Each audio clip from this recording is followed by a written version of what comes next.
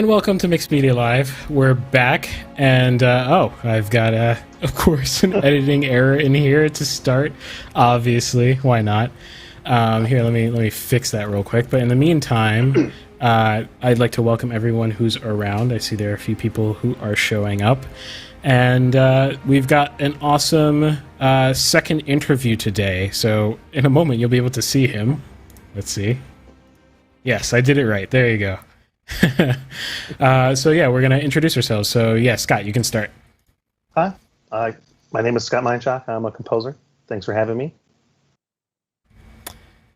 And yeah, I'll go next. My name is Irving. I'm a media composer. Wow, media entrepreneur. Steal my job. Yeah, I most certainly cannot compose.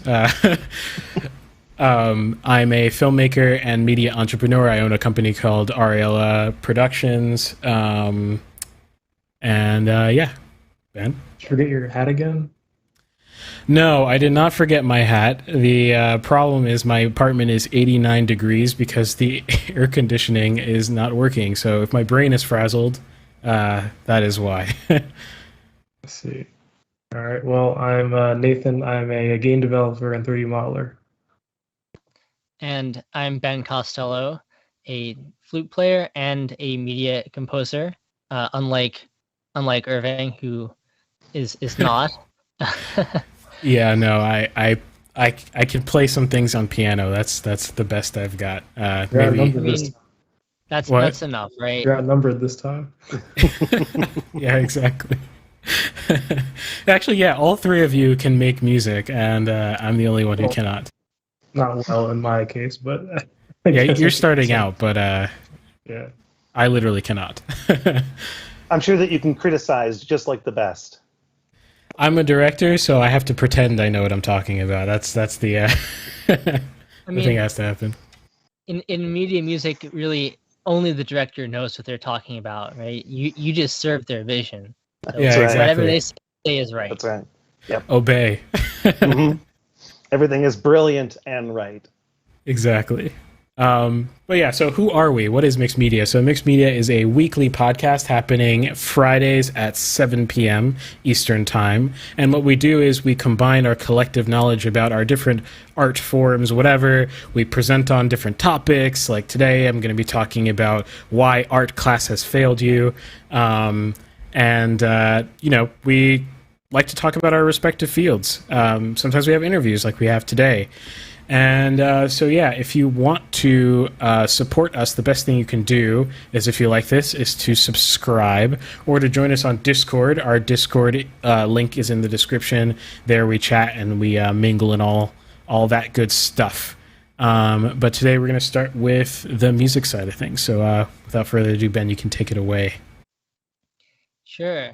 So, like we already said, I want to welcome Scott to our show. Last week, as part of our reviewing Reddit segment, I talked a little bit about Scott's piece, "Fantasy for Orchestra," I believe it's called. Mm-hmm. Which I thought was a really fantastic example of orchestration. So we talked about some of that. So if you're interested in listening to the piece, you can, and more about what we talked about there, you can go to any of our platforms and watch last week's show if you want a little bit of background on that. And this week we're going to be talking to the composer and getting to know a little bit more about him and his process. And yeah, so kind of continuing that interview stuff that Irving got us started on last week, which I think we all thought was a pretty cool format, getting some actual artists on here and other than ourselves and seeing what they have to say. So, all right. Yeah. And before you continue, if you want your stuff to be reviewed or if you're interested in interviewing or whatever, you got to join our Discord. That is the entry fee. Yeah, we're trying to make some more discussions, take place there. Have put more stuff out there. I know I've been a little bit less responsive and putting in fewer things recently because getting ready to move next week. But once I get settled out there, I'll try and put some more stuff in the music section of our Discord. So if you're interested in musical stuff, check that out.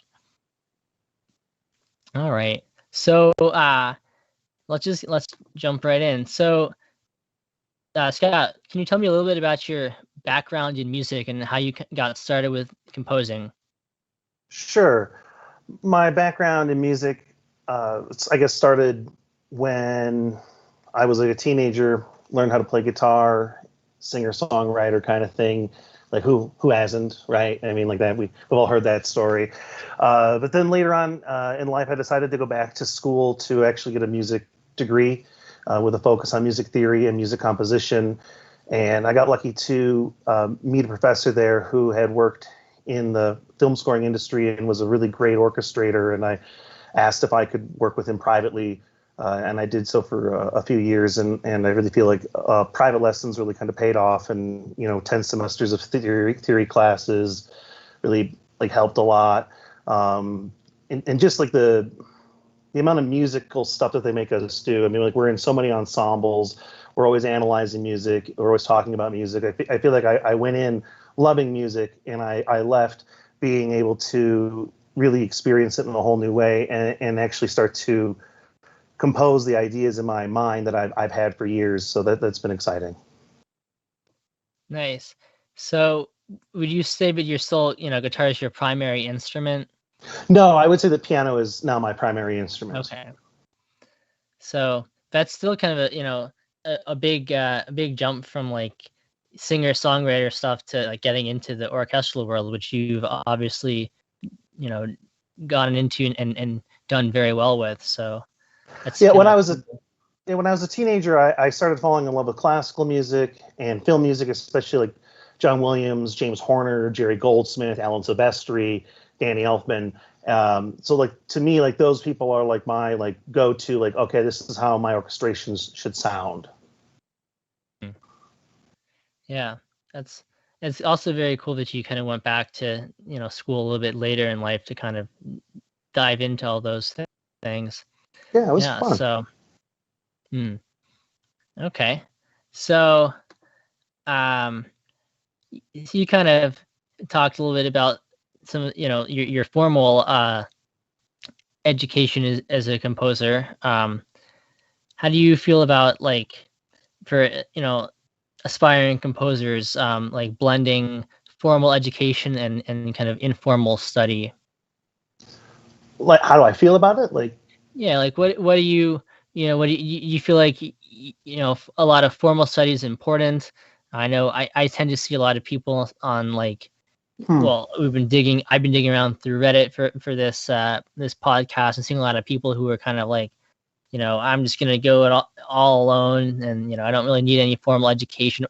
Even in the film composing world, I find a lot of composers who are like, education, especially like secondary degrees, but a lot of people are like, I don't need any education at all. It's all like on the job stuff, interning. Well, I guess my thoughts on that are there's definitely different approaches to take. I think that it comes down to if you have the ambition, the drive, that really either way will work, because I'm sure that those people that are pursuing it in that direction can name people who have done it that way, and they'd be like, well, what about so-and-so? Because everything I know how to do, I learned from someone, right? So if I just sought out all private instructors, I think the difference is I can take out financial aid to go to school. The government won't give me financial aid to take private lessons. So that was like another reason why I went to pursue it academically, was I needed some way to be financed to be able to like pursue this for a living. Like, there was otherwise there was no way I was going to be able to financially afford to, not work and be able to like take the time to study. So, I think it just kind of really depends on everybody's individual circumstances. Like, maybe I've dodged the question and not answered it. I'm not sure. No, not at all. That's it's a good perspective on financially. I'm also thinking that some people are, there's like even a gap between people like wanting to, study privately, like that's too formal for them. They just want to like, I've listened to a lot of Mozart, so I can write like Mozart. Oh, well, I mean, I feel like that's probably going to be very difficult to pull off. I mean, like, it's great if you had that ambition, right? But like, I loved listening to Mozart and to Beethoven and Chopin. And actually, once I got more formally educated, I enjoyed listening to them less because I found them to be not as innovative as like later composers.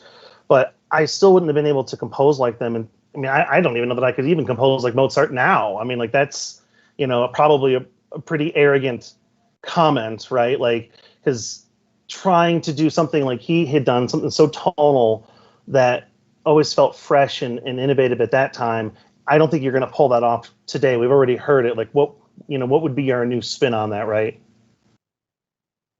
So I guess, yeah, people who are like looking at it from that perspective, it's like, I guess you also don't know what the challenge is ahead of you. Like, people aren't going to necessarily be interested in hearing somebody who wants to write like Mozart, unfortunately.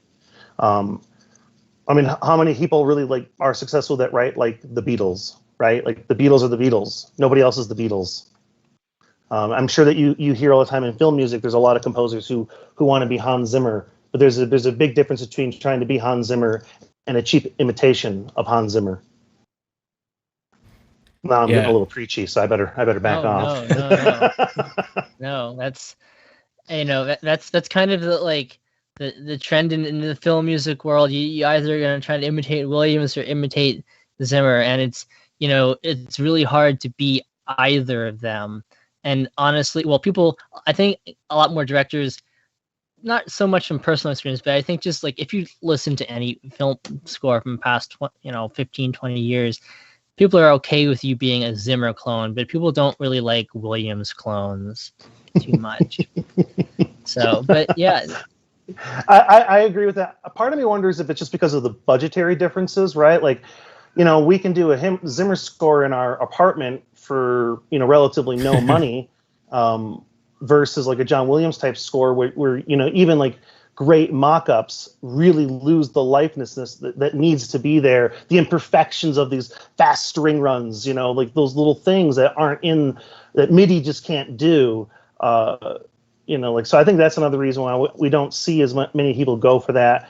I think a lot of directors too feel like that sometimes that John Williams style is like over telling the story, which I disagree with, because I think that his style of composing creates a very timeless type of film that ages great. When I see movies from the 80s that use typical 80s synth and style of writing, even like a movie like, I shouldn't say, I don't want to bash any composers on here, but there are definitely.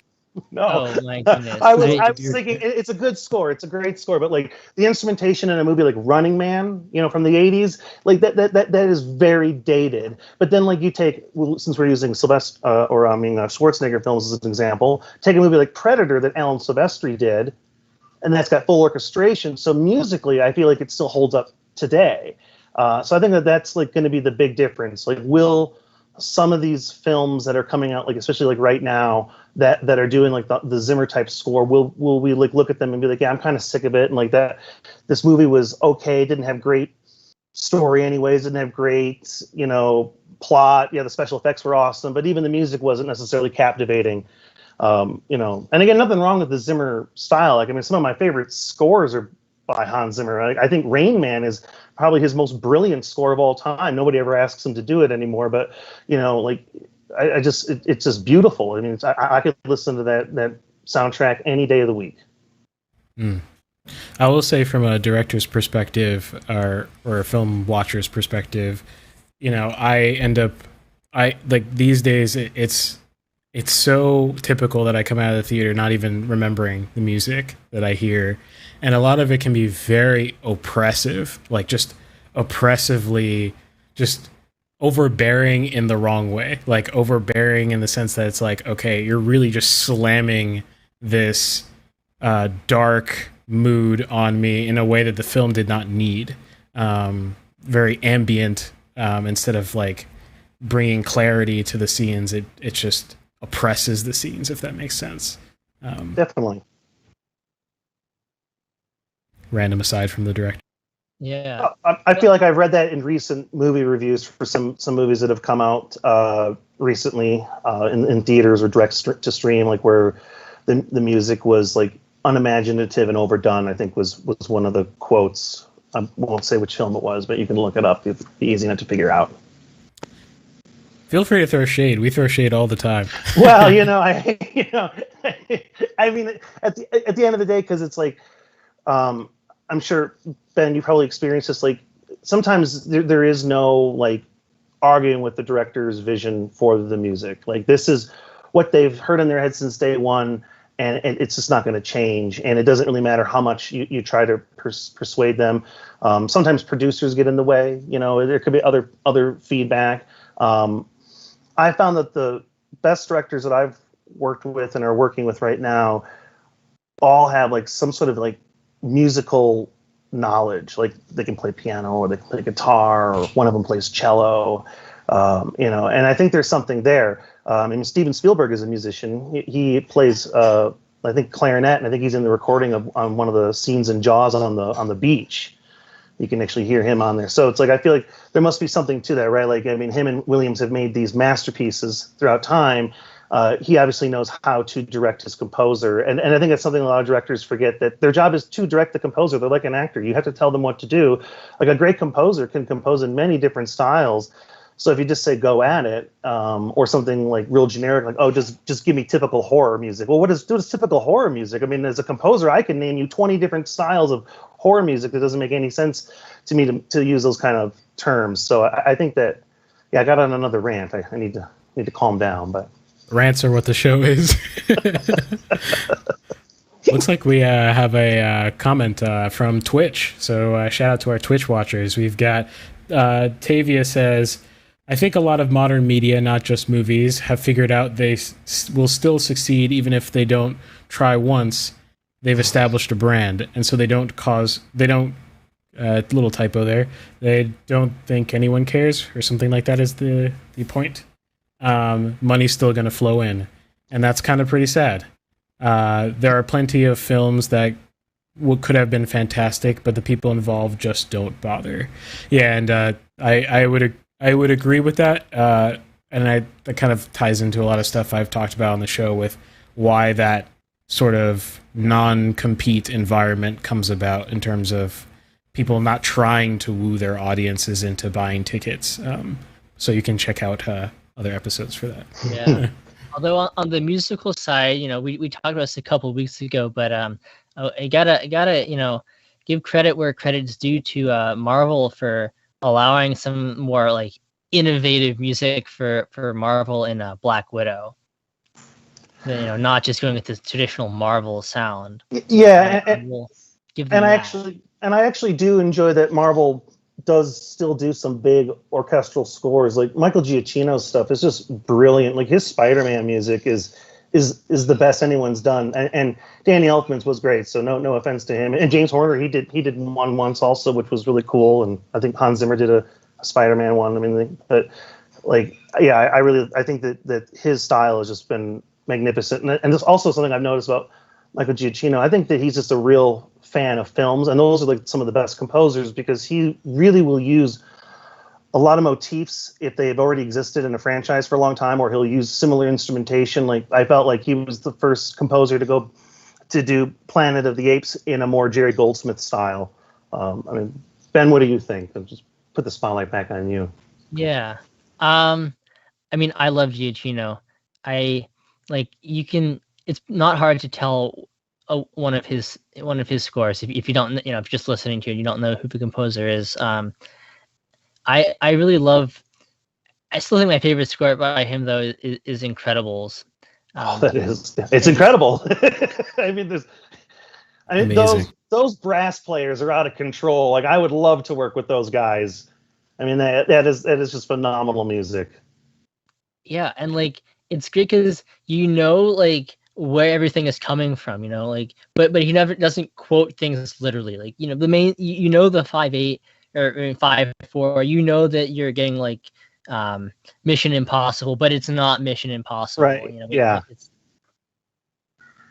No, I think he's great. He's really good at just going right for it, but still making it fresh, which I think is really difficult to do.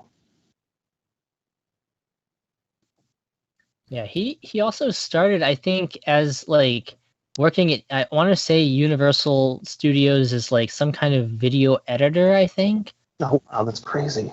Yeah, so he started like in not music and kind of worked his way into music.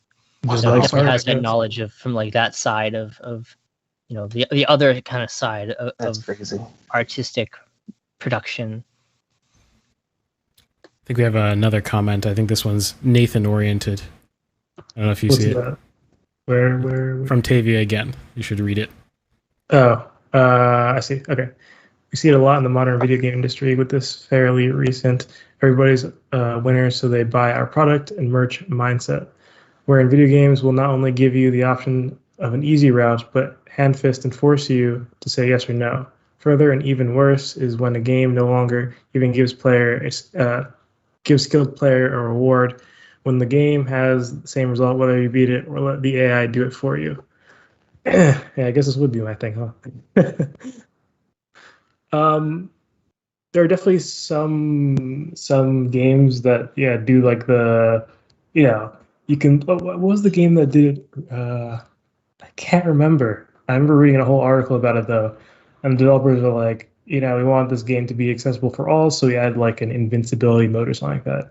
Which I mean, it depends on the game, right? Because kind of I guess it's sort of a an argument about what the purpose of a game is, right? But I think a common answer is that it's to conquer some challenge, right? So you kind of lose that when you have that kind of mindset going in. So yeah, I guess that's my thoughts on that. Sweet. Carry on.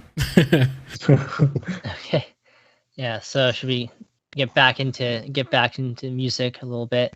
Oh wait, I wanted to say something real quick about the original question from like a while ago about formal education, versus non-formal education. I think there's a sort of I think both have some sort of have pros and cons, right? So I'm doing a bit of both, right? So I'm minoring in music, but I'm also just like learning music on my own.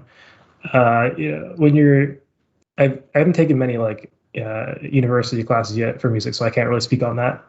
But one of the problems I have with university in general is just that you can't really go at your own pace, right? So if you're like struggling or you're like excelling, you can't like just go faster or slower. You're actually just forced onto whatever schedule they have you do. You might not be feeling well one week, you might be feeling great one week, but no matter what, you're still stuck on that one rigid schedule. So that's non-formal education allows you to just do things at your own pace, but at the same time, non-formal education has a problem where you're not getting feedback from anybody. You have no way of knowing whether what you're doing is like, obviously good is subjective, but I guess good. So you can't like, I can create like I have many like short little snippets of songs or whatever, right? But I don't know if like at certain parts I'm like, okay, I know there's something wrong here, right? But I don't have anyone to tell me what's wrong. You know what I'm saying? That's sort of a problem with informal education. I guess you have the sort of in between where you could you have like like a private teacher or whatever rather than like a college teaching you. But as the point was made before, that can be pretty expensive depending on who you go with. So yeah. Yeah, I mean, so personally, like my well, for flute, it's been very formal. Other than like stuff that I work on my own. But as a composer, more my formal study is more in music theory and honestly in arranging and orchestration, and not really so much formal training in composition. That's kind of something I've sort of done on my own, kind of taking from the other stuff that I've studied formally. So, and I don't think that's that unusual. I feel like there are a lot more people who like have formal education in like some of those building blocks of music who didn't like necessarily get a degree in composition, and then kind of do the composition by like pulling what they know, and then also like, I'm just gonna look at a bunch of scores and listen to a bunch of scores and like just try it on my own kind of thing. Just kind of blending those things. Yeah, I think that it's interesting too as we're talking about that, because private composition lessons are not, I think, what a lot of people expect them to be, like, especially like from a university point of view, right? Like you don't get to go in there and say, hey, like I love Beethoven's Ninth Symphony. I'd like to do something like that. Like, no, no, no, no, no. You hold right down. We're not writing for that many instruments. I mean, you don't. I mean, most senior projects aren't even that big. And then to Nathan's point, but like, what if you're like ready to, you actually do have that skill set and you want to go beyond, and that's where I just sought out, like, additionally, like, not through the schools where I worked with this professor RJ Miller, who wrote his own orchestration book as well. So it's like great, like, you know, he basically kind of gave me the one-on-one version of his book, and now whenever I look in there, it's very helpful. But my private comp lessons, they were not helpful for like writing melodies. They were not helpful for like coming up with cool chord progressions. They were not helpful, you know, for those type of things. Like, what their focus was on was trying to create innovative 21st century music. Sometimes maybe the instrumentation would be a rubber hose, a hammer. I mean, Ben, I'm sure you know where I'm going with this stuff, and that's there's nothing wrong with that, right? But if you're trying to make a living as a working commercial composer in media, I mean, Irving, how many times have you asked for a composer? But can you give me something with a hose in it? Like, I'm really thinking a hose concerto, maybe with a rake. You know what I mean? Like it's very frustrating when I'm spending thousands of dollars hoping that when I leave here, that maybe, just maybe, after 10 or 15 years after graduation, I'll be able to pay off my loans, right? Like, please give me something to use.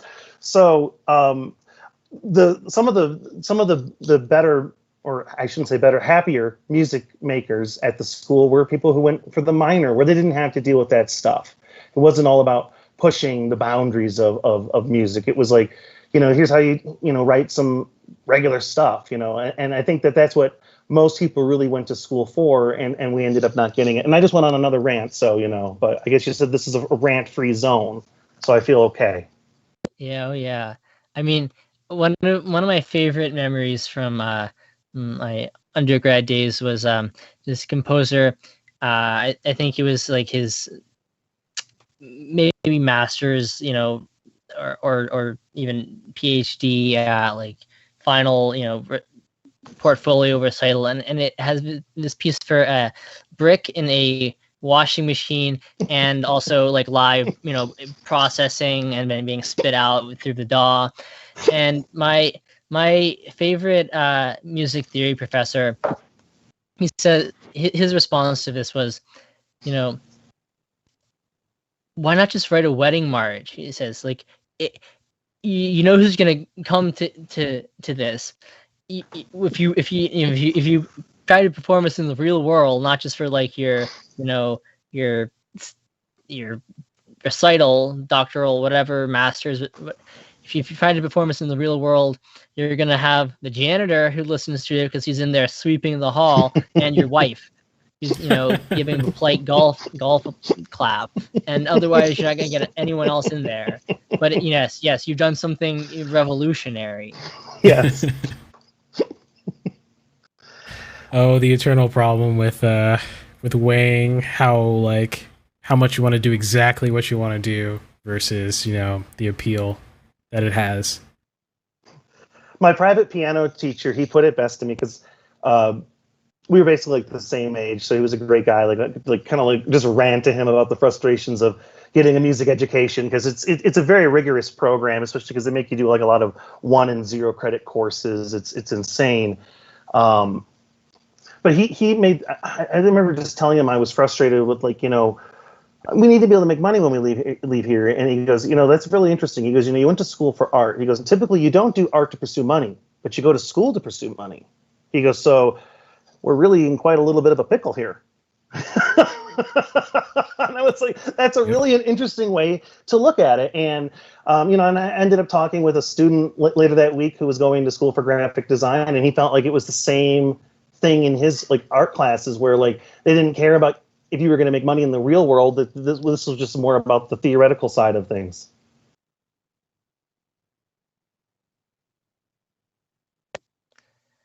Yeah, that's, and see, so, you know, obviously I'm I do things in the classical world, but like I'm obviously, as my title here says, media composer and media flute player. Although it doesn't say media flute, but It should say media flute. That's more impressive than just standard flute, right? I do media flutes. Right. Well, that's my hopefully my future careers in both doing composition and also like playing flute and like studio recording. Is my goal with that. So media flute, we'll call that. But yeah, if you do want to make it in the media world, it's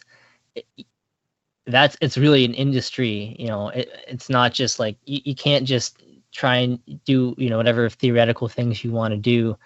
You got Irving, the director, not Irving specifically, but the director telling you, you need to do X, Y, Z, or else you're fired. You didn't meet my requirements for the score. So screw you, Irving. No. Finally got it off my chest. No.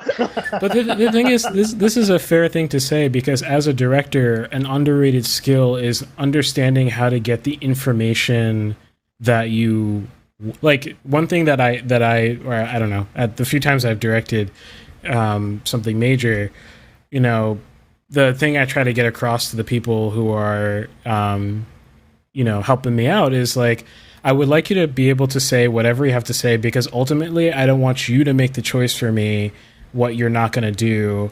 I'd rather make that choice as the director. Otherwise I'm giving up my, part of my job, which is balancing voices, like I have this singular voice I'm trying to get across, but I've also got these other voices that are going to make up the final picture that I'm trying to also balance into the picture so that everyone can bring the best that they can. And it's frustrating when I hear stories of people who just say, I didn't even present something XYZ to the director. And it's like, okay, well, maybe the director's a crappy director in that way. But, the director should be letting people at least mention what they would like to do, even if the answer is still no. So, yeah. I mean, I found that the best directors that I work with, it's very collaborative, where they're not, like, I think the big thing I had to get across kind of early on was like, just don't hold back. Like, don't think I'm going to take it personally. Like, I'm not in love with the piece. This isn't like Scott's Symphony No. 7 that's premiering with the Philharmonic, and if you don't like it, like, who the hell are you to criticize it? It's just like, this is, for your film or your project, you've had a vision for a long time, and I want to really like hit that. And the directors that can give the most feedback, like sometimes when it's even like really specific, and sometimes I know they feel bad, and it's just like, you shouldn't feel bad. Like, they'll be like, hey, I like the thing at 12 seconds to like 18 seconds. Could you just make that into like a 1 minute thing somehow? It's just like, yeah, like now you're actually telling me what to do. Like, that's really specific and easy. Don't feel bad. It's really where the hardest directors to work with, and Ben, you might have noticed this before, is directors who don't know what they want, and they definitely don't know what they don't want until you present it to them. That's the only time when they know it. And then they give you back like one word answers like, oh, that's Harry Potter music. Or that's not, or one sentence. It's like, well, what does that mean? It's Harry. Like, first off, if it's Harry Potter music, like which film? Because if it's like Patrick Doyle's, I'm fucking offended. Oh, I'm sorry, I probably shouldn't have said that on here. But right. And if it's like John Williams, I'm very flattered. So it just means they haven't listened to any like the Harry Potter soundtracks other than like Hedwig's theme. Right. Yeah. Yeah. I mean, so I'll throw out there. Irving is fantastic to work with, from my personal experience. Yeah, I found like the most frustrating experience I've had was I got this really short leash, like a non-existent leash from this one guy. He asked me to work on his film. I won't really give too many details to let him remain anonymous, but basically we agreed we were going to like take some themes from a particular like folk song, whatever, and he's like, okay, kind of like go for it. So I wrote the music for like the first scene and I sent it to him, and he's like, no, it's orchestral. I don't want it to have anything to do with an orchestra. Oh wow. And I'm like, oh, okay. So I'm like, it was like piano and like and string quartet. I'm like, okay, let me like, it's piano and string quartet. And I love it. It's too orchestral. I'm like, okay, so let me, like get back to you. And like 2 days later, it's like, yeah, you know what? I just decided to hire someone else to like write a rock score to this. Like, all right, thanks for telling me what you wanted. Kind of messed up. I mean, it's really messed up. Yeah. I feel like a lot of them are really in over their heads sometimes when they start working with a composer, because a lot of directors start with like the stock music, right? The royalty-free stuff. And which is crazy because there's like I could probably find 12 composers right now that would work for somebody for free. I mean, I guess maybe it doesn't mean they're any good or they can deliver. I mean, like, I suppose, like, I mean, I've never had to, meet anybody on those terms. Like, maybe there's delivering issues and things like that. But, yeah, I just feel like it comes from, like, a lack of experience. I was still doing private lessons with my professor who was an orchestrator. And I remember bringing to him, like, these different examples. Like, there's this one director, like, I had to, like, rescore a scene, like, 7 different ways. And I told him, I said, like, doesn't this seem weird that I had to do 7 different drastic things?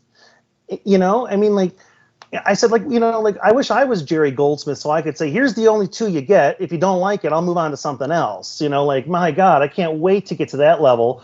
But my professor put it real clearly. He goes, you're educating him right now on how to score films. He has no clue, obviously. Like, that's why he's having you do all this. And so it's a really frustrating thing, I think, when sometimes the director isn't as experienced. But, Irving, it sounds like you're a master of it, so you maybe should be giving some master classes on here about how to work with your composer.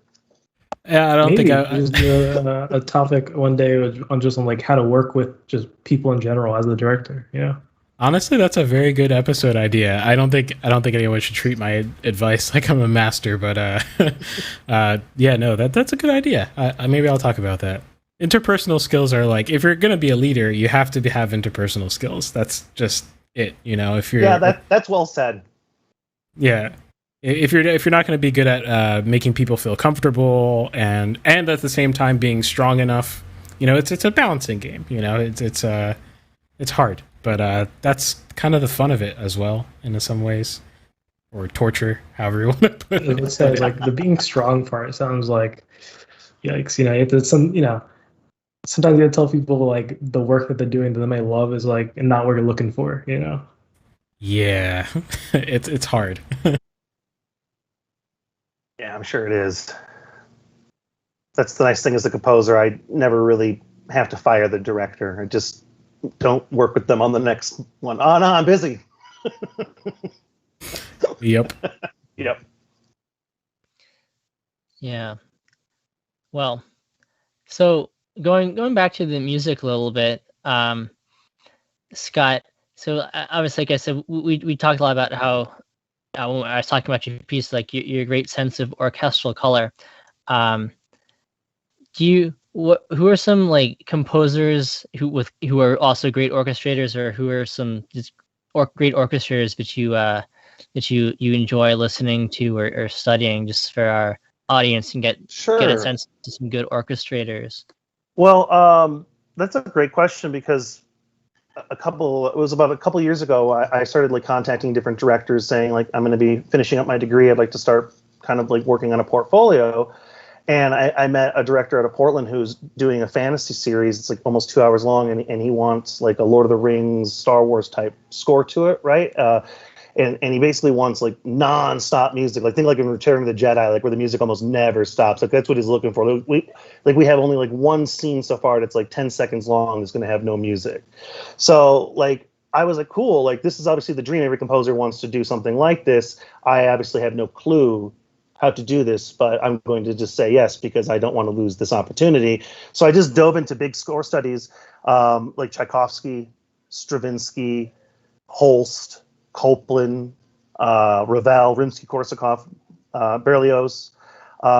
Looked at like pieces like Sorcerer's Apprentice like really closely. Like I like studied that score like an hour a day for 2 weeks straight. I was like, I want to like know this score like as if I wrote it, and that for me. like that's how I have to learn music. It almost has to be like I just know it so intimately well. Like I wrote it. Now all of a sudden I can start maybe to do something that's like that. And maybe that comes just from my original way of learning how to play music was, kind of self-taught on the guitar. Like I have to hear something and I can play it. Now I understand how that song's put together. Same with these pieces. Like I looked at things like Sleeping Beauty. For school, I got to do an analysis of Vivaldi's Four Seasons, which was incredibly useful. He's really one of the first ones to do program style music, and it was really great because he's a master of the violin. So what a great way to do like string studies, and also a way to see like how he would like write virtuistic music. Like I noticed that for a lot of fast parts. Like a lot of the repeated notes would be like an open string. I was like, oh, that's very brilliant. You're making it very idiomatic for the instrument, very easy for the player to be able to do things like that. So, yeah, I mean, again, I might have gone on a little rant, but like those are some of the things that like really have inspired me and helped me with like figure out like orchestral color. And quite frankly, I use R.J. Miller's book on orchestration. It's called Contemporary Orchestration, or for the Contemporary Composer. It talks about like how you can blend instruments together, like blend, the cello with the oboe to create this effect, take an alto flute with it, things like that. It also talks about professional considerations because he did work in the studios. So like make sure your scores like have like the large, like 4/4, time signatures, make sure every measure is numbered underneath. Also, like just make sure you don't put in bow markings. Make sure you don't put in the pedal markings for the harpist. It's offensive. He found out from a woman harpist in England.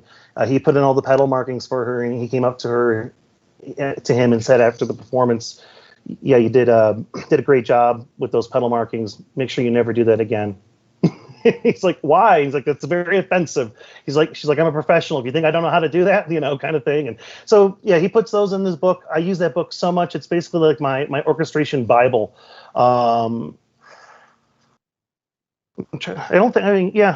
Contemporary composer, like, I don't listen to too many like 20th century composers, but Alfred Schnicke, however you pronounce him, he's somebody who I very much love his like orchestration techniques and timbre. So I like, I'm very like inspired by him. Plus his treatment of atonal language. Being an atonal composer, I think, is very difficult, and trying to make it interesting for the audience is even more difficult. And like he was a composer that could do that.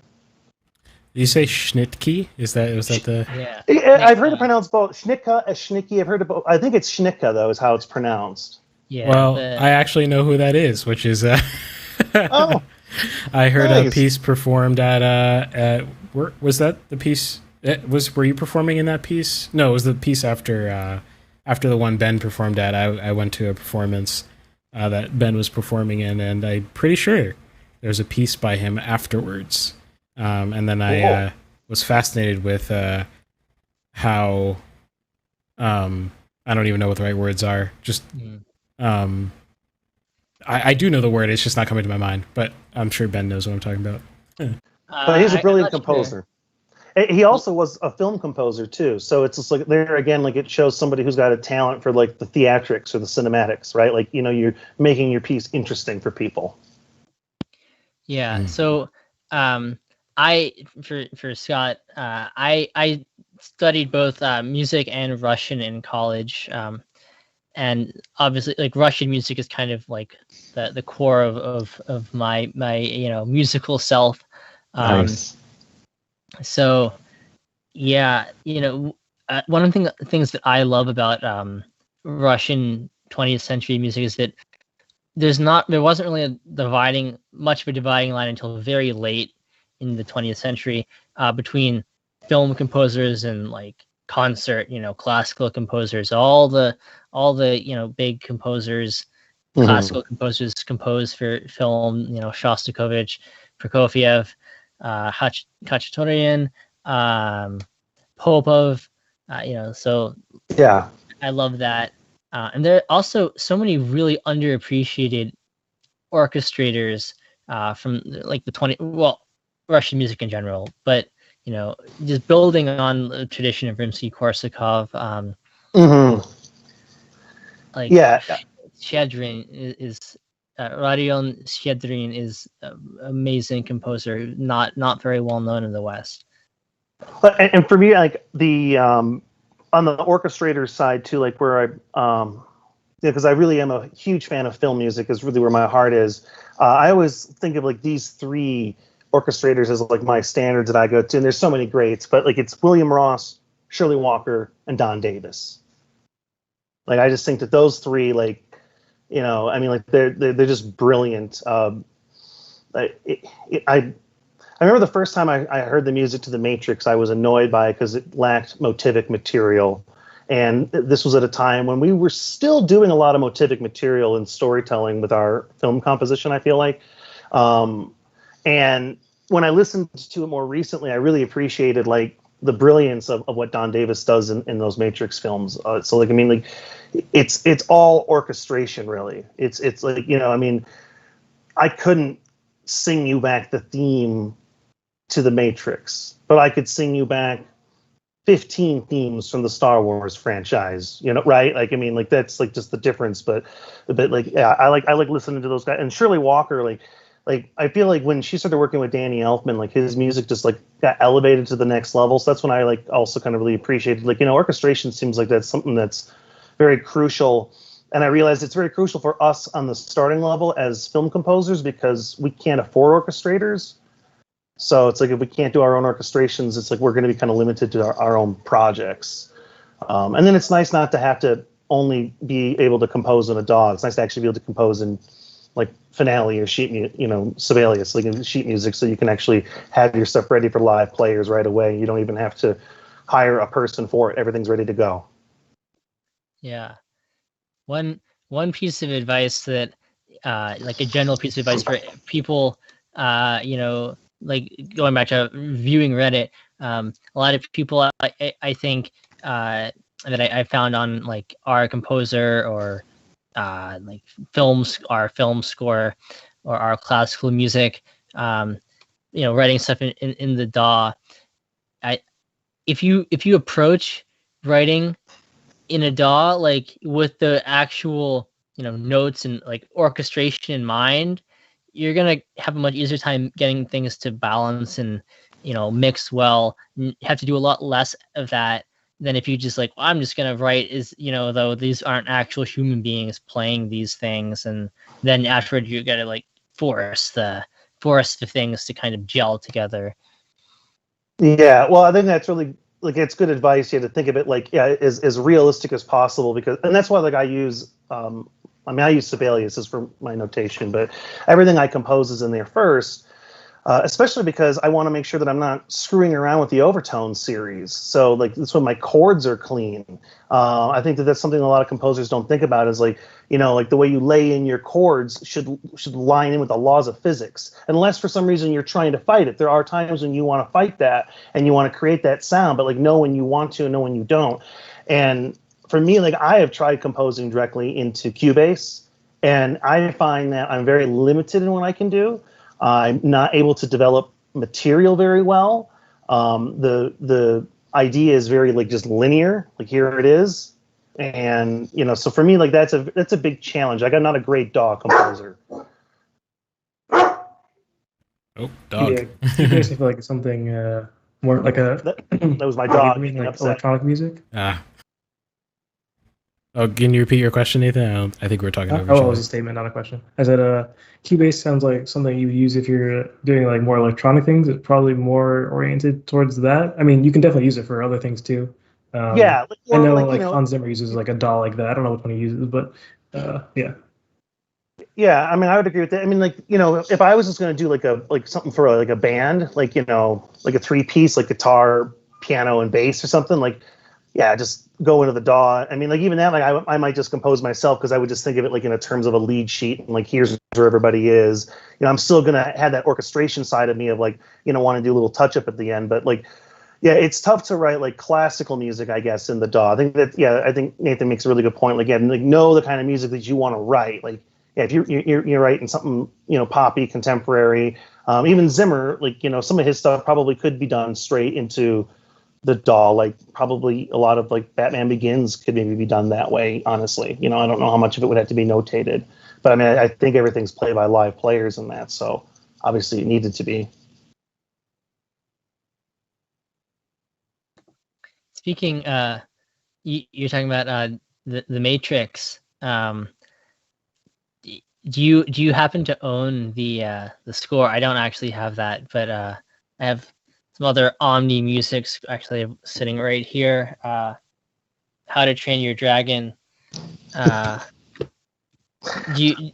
you own any of those Omni scores? I know do they have. published that. I have a lot of my private instructor, because he's worked with so many composers and other orchestrators throughout the years, has collected copies of handwritten scores, and I have copies of stuff like that.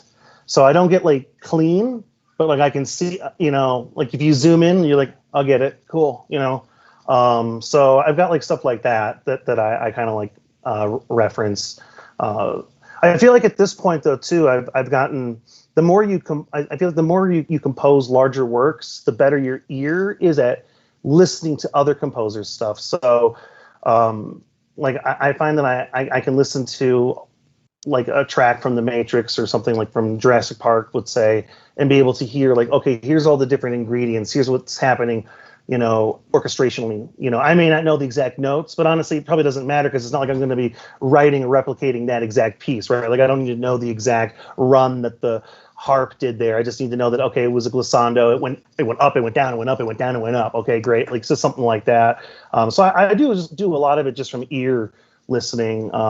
We did a lot of that in college. We had 8 semesters of ear training. So I mean, like it's, like we hated it at the time. Like there were so many things that I hated, and like then when I left, I was like really grateful for. I was just like, oh man, now I get why they made us do that. Oh, now I get why they made us do that. Oh, now I get why they made us do that. And I'm sure they'd love to hear that too, because I was like the first one to be ultra opinionated. Like, why are we doing this? This is like a waste of time. And like here I am using it. I'm like maybe the most since that time. So yeah, I think sometimes we have to have faith that like our professors do know what they're doing.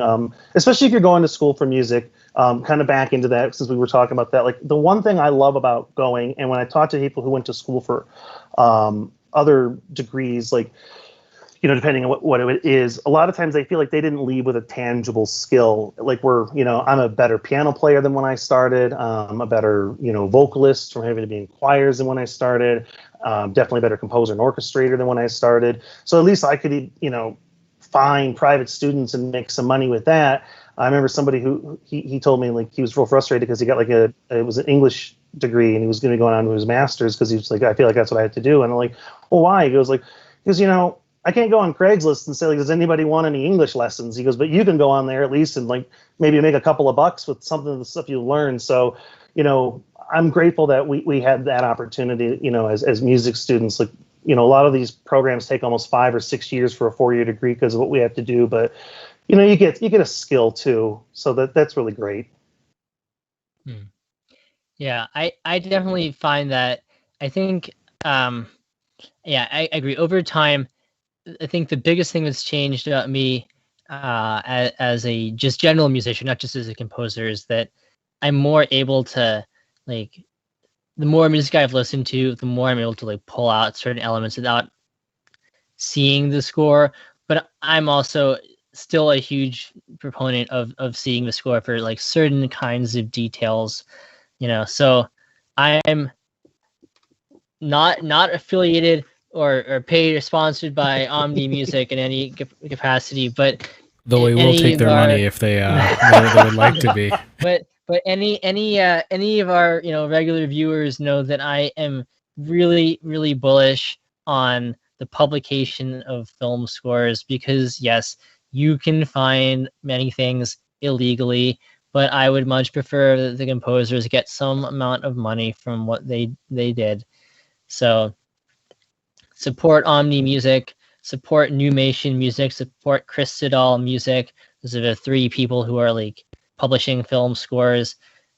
I think you're going to see more of it too.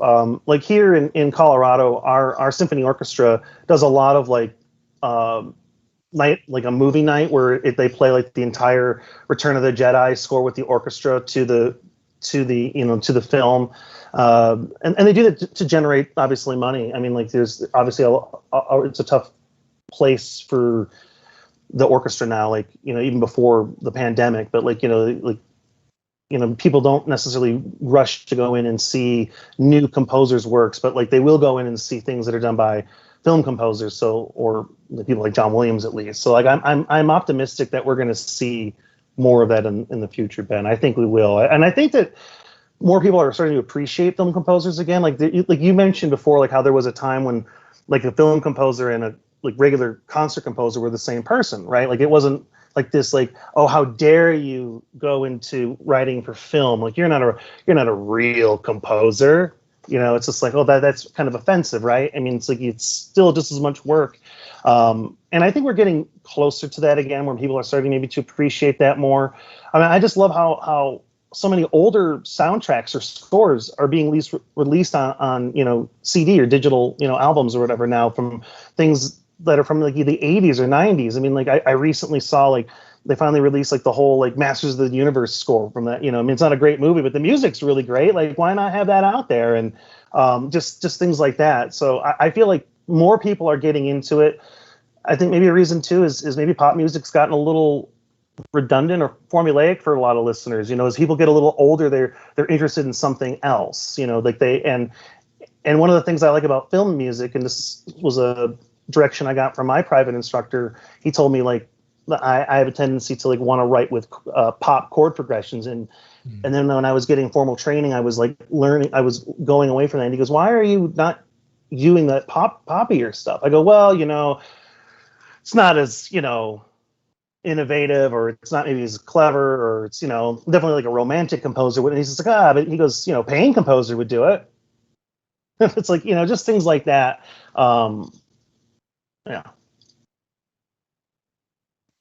Yeah, I think we are approaching a little bit more like recognition of film music, and I hope we get there.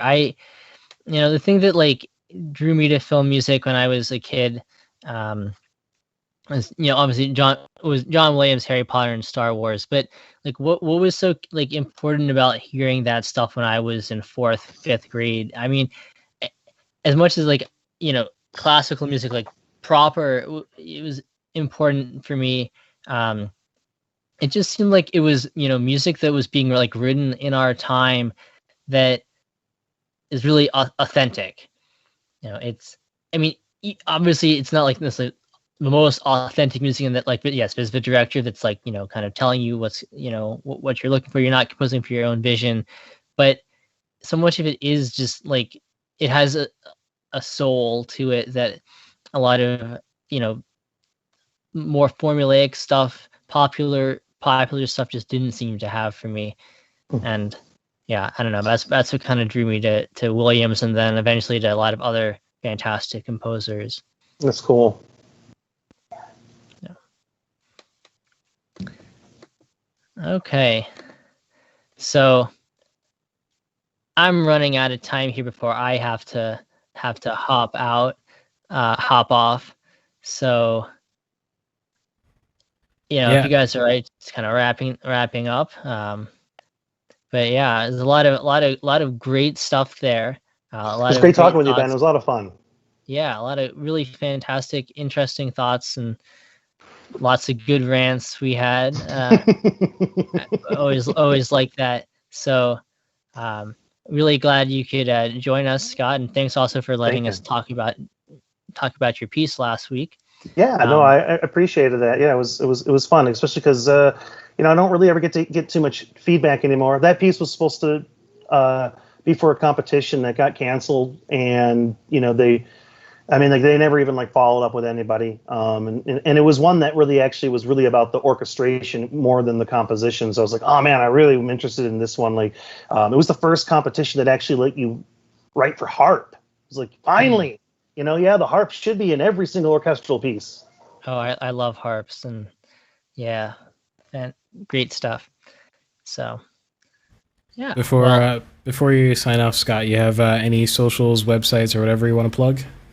People can always just go right to my website, which is just my name, scottmeinschock.com. That's SCOTTMEINSCHOCK.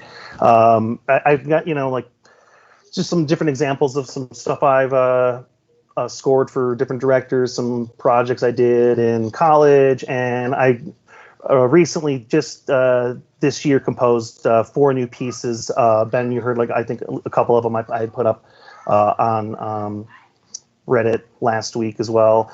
They're mostly done in a kind of a film score style. One of them is definitely I mean, the overture one. Ben, I think you would say, right, that's very much like a John Williams Hook type piece. And then I definitely did do I kind of like to think of it as a parody, not making fun of, but is a respectful. I did a piece that was in the style of Hans Zimmer because I never composed like that, and I've had many directors ask me how come you don't have anything like that? So I just did one just to kind of show that I could. And then I did try also doing a piece with orchestra and synth, because that's one of the things that I thought was really cool about with some of the Marvel movies, especially that third Thor film. The use of the synth with the orchestra I thought was really brilliant, and I did not execute it as well, but I still had a really fun time doing that, and I still put that piece up there. And hopefully I'll be having some of my projects will be coming out either this year, at the end of this year, or next year. I'm working with right now at least 6 different directors with their projects, everything from full feature stuff to just some student projects. All of them are really exciting and fun. They're all different, some are horror, one's a thriller comedy, one's like that fantasy I mentioned. A couple of them are dramas. So hopefully some of that stuff will be out. And yeah, when I get close to releasing that, or when we release it, I'll let you guys know, and you can maybe tear it a new one on the show. Yeah. Dope. All Yeah. right, well, Always let us know. with all of that. Cool. Yeah, thanks for having me, guys. It was a lot of fun. I mean, just great to be able to talk with other artists who have kind of dealt with this, and fun to talk with a director to have him defend his side of the story of why there's such a pain in the butt to deal with. No. And I look forward to your podcast in the future where you're going to talk about how to be a good director, or professionalism in the workplace, however you're going to spin it. I think that's going to be really good. I'm looking forward to that too. Yeah, so I had to plug you at the end there, just to help out. I appreciate the plug. Yeah, no problem. Cool, guys. Well, I'm going to sign off too, but thanks again. All right. Yeah, thank you so much for coming around. Yeah, and thank everyone. Oh, hold on. Your audio died when he left, Ben. Give me 1 second. All right, go ahead. Yeah. So I also have to hop off here. So for everyone out there listening, thanks again for listening, and have a good night.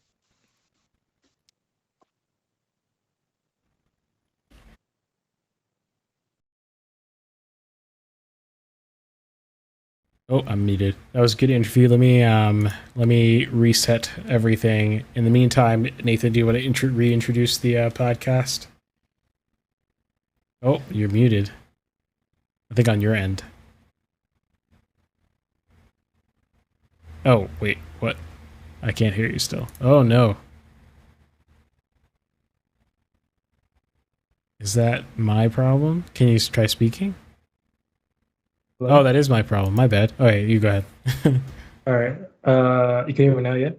Yeah, I can hear you now. Mm-hmm. All right. Should I reintroduce into your segment or my segment? I don't know what we're doing right now. Oh, good question. Do you want to go first, or should I go first? Whatever you want. I don't know. Doesn't really matter to me.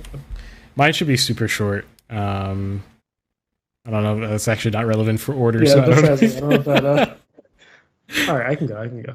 All right, okay, cool. I'll introduce into my own section, I guess. Okay. Oh wait, cool. Ben is still on the screen, by the way. Oh yeah, so I'm gonna replace him with an absent sign. But you can go ahead while I'm doing that. All right. All right, welcome back to Mixed Media. We just finished Ben's segment, which was an interview with a composer that we whose music we reviewed last time.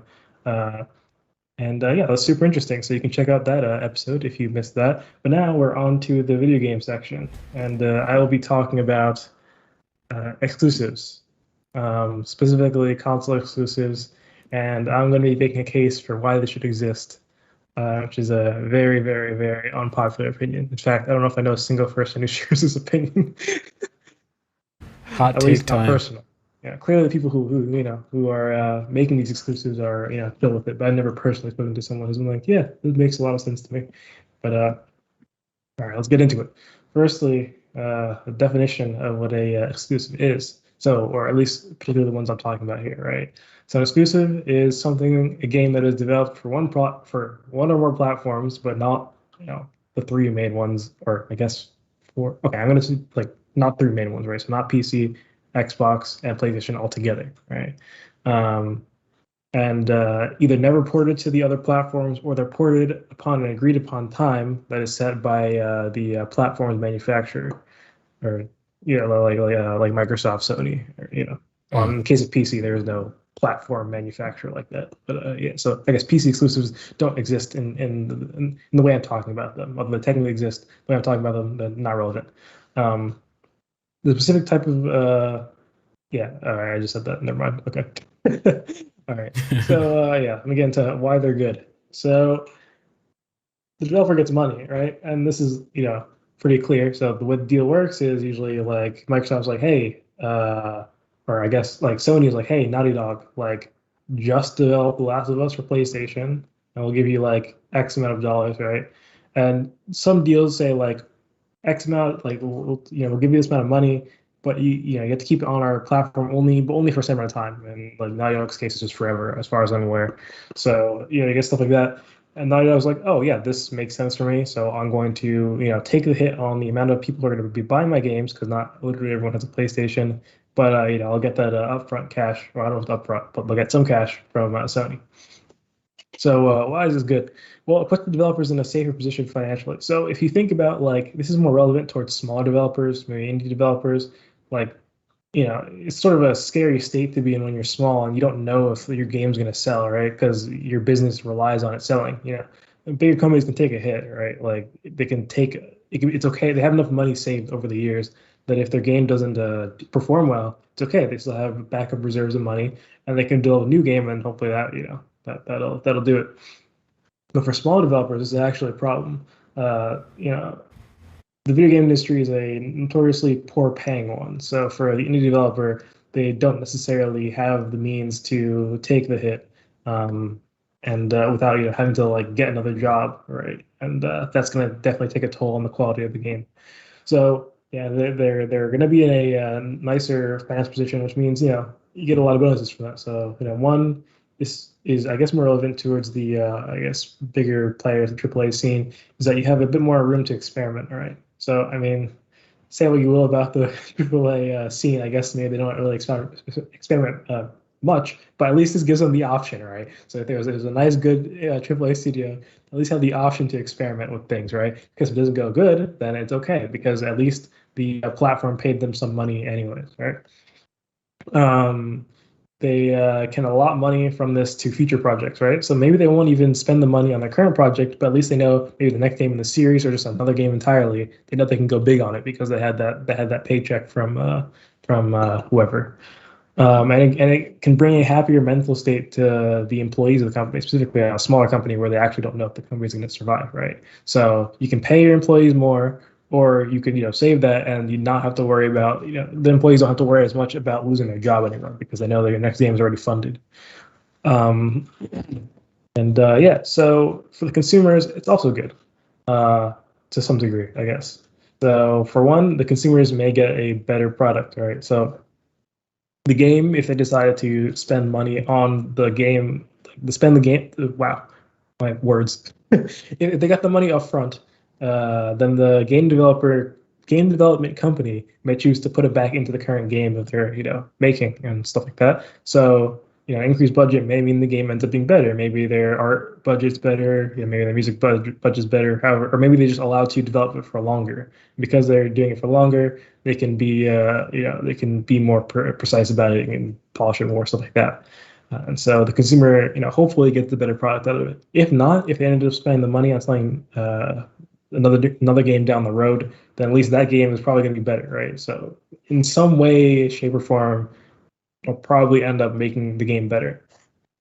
And as well, the game is the product is tailored for the platform that you're playing on, right? So maybe it takes advantage of like the PlayStation controllers, like what do you call those things? The like the tension the variable tension they have in the trigger, right? For Xbox, they really have no unique features, so I guess it's just an L for them. But for like Rip. Nintendo stuff, right? Like all their stuff is like random, like unique technology, right? That you can't have it elsewhere, right? Like I'm trying to play Wii Sport on a PC. Like it doesn't really sound like a fun time. No. Yeah, that's not, the point is that the hardware is for it, right? Yeah.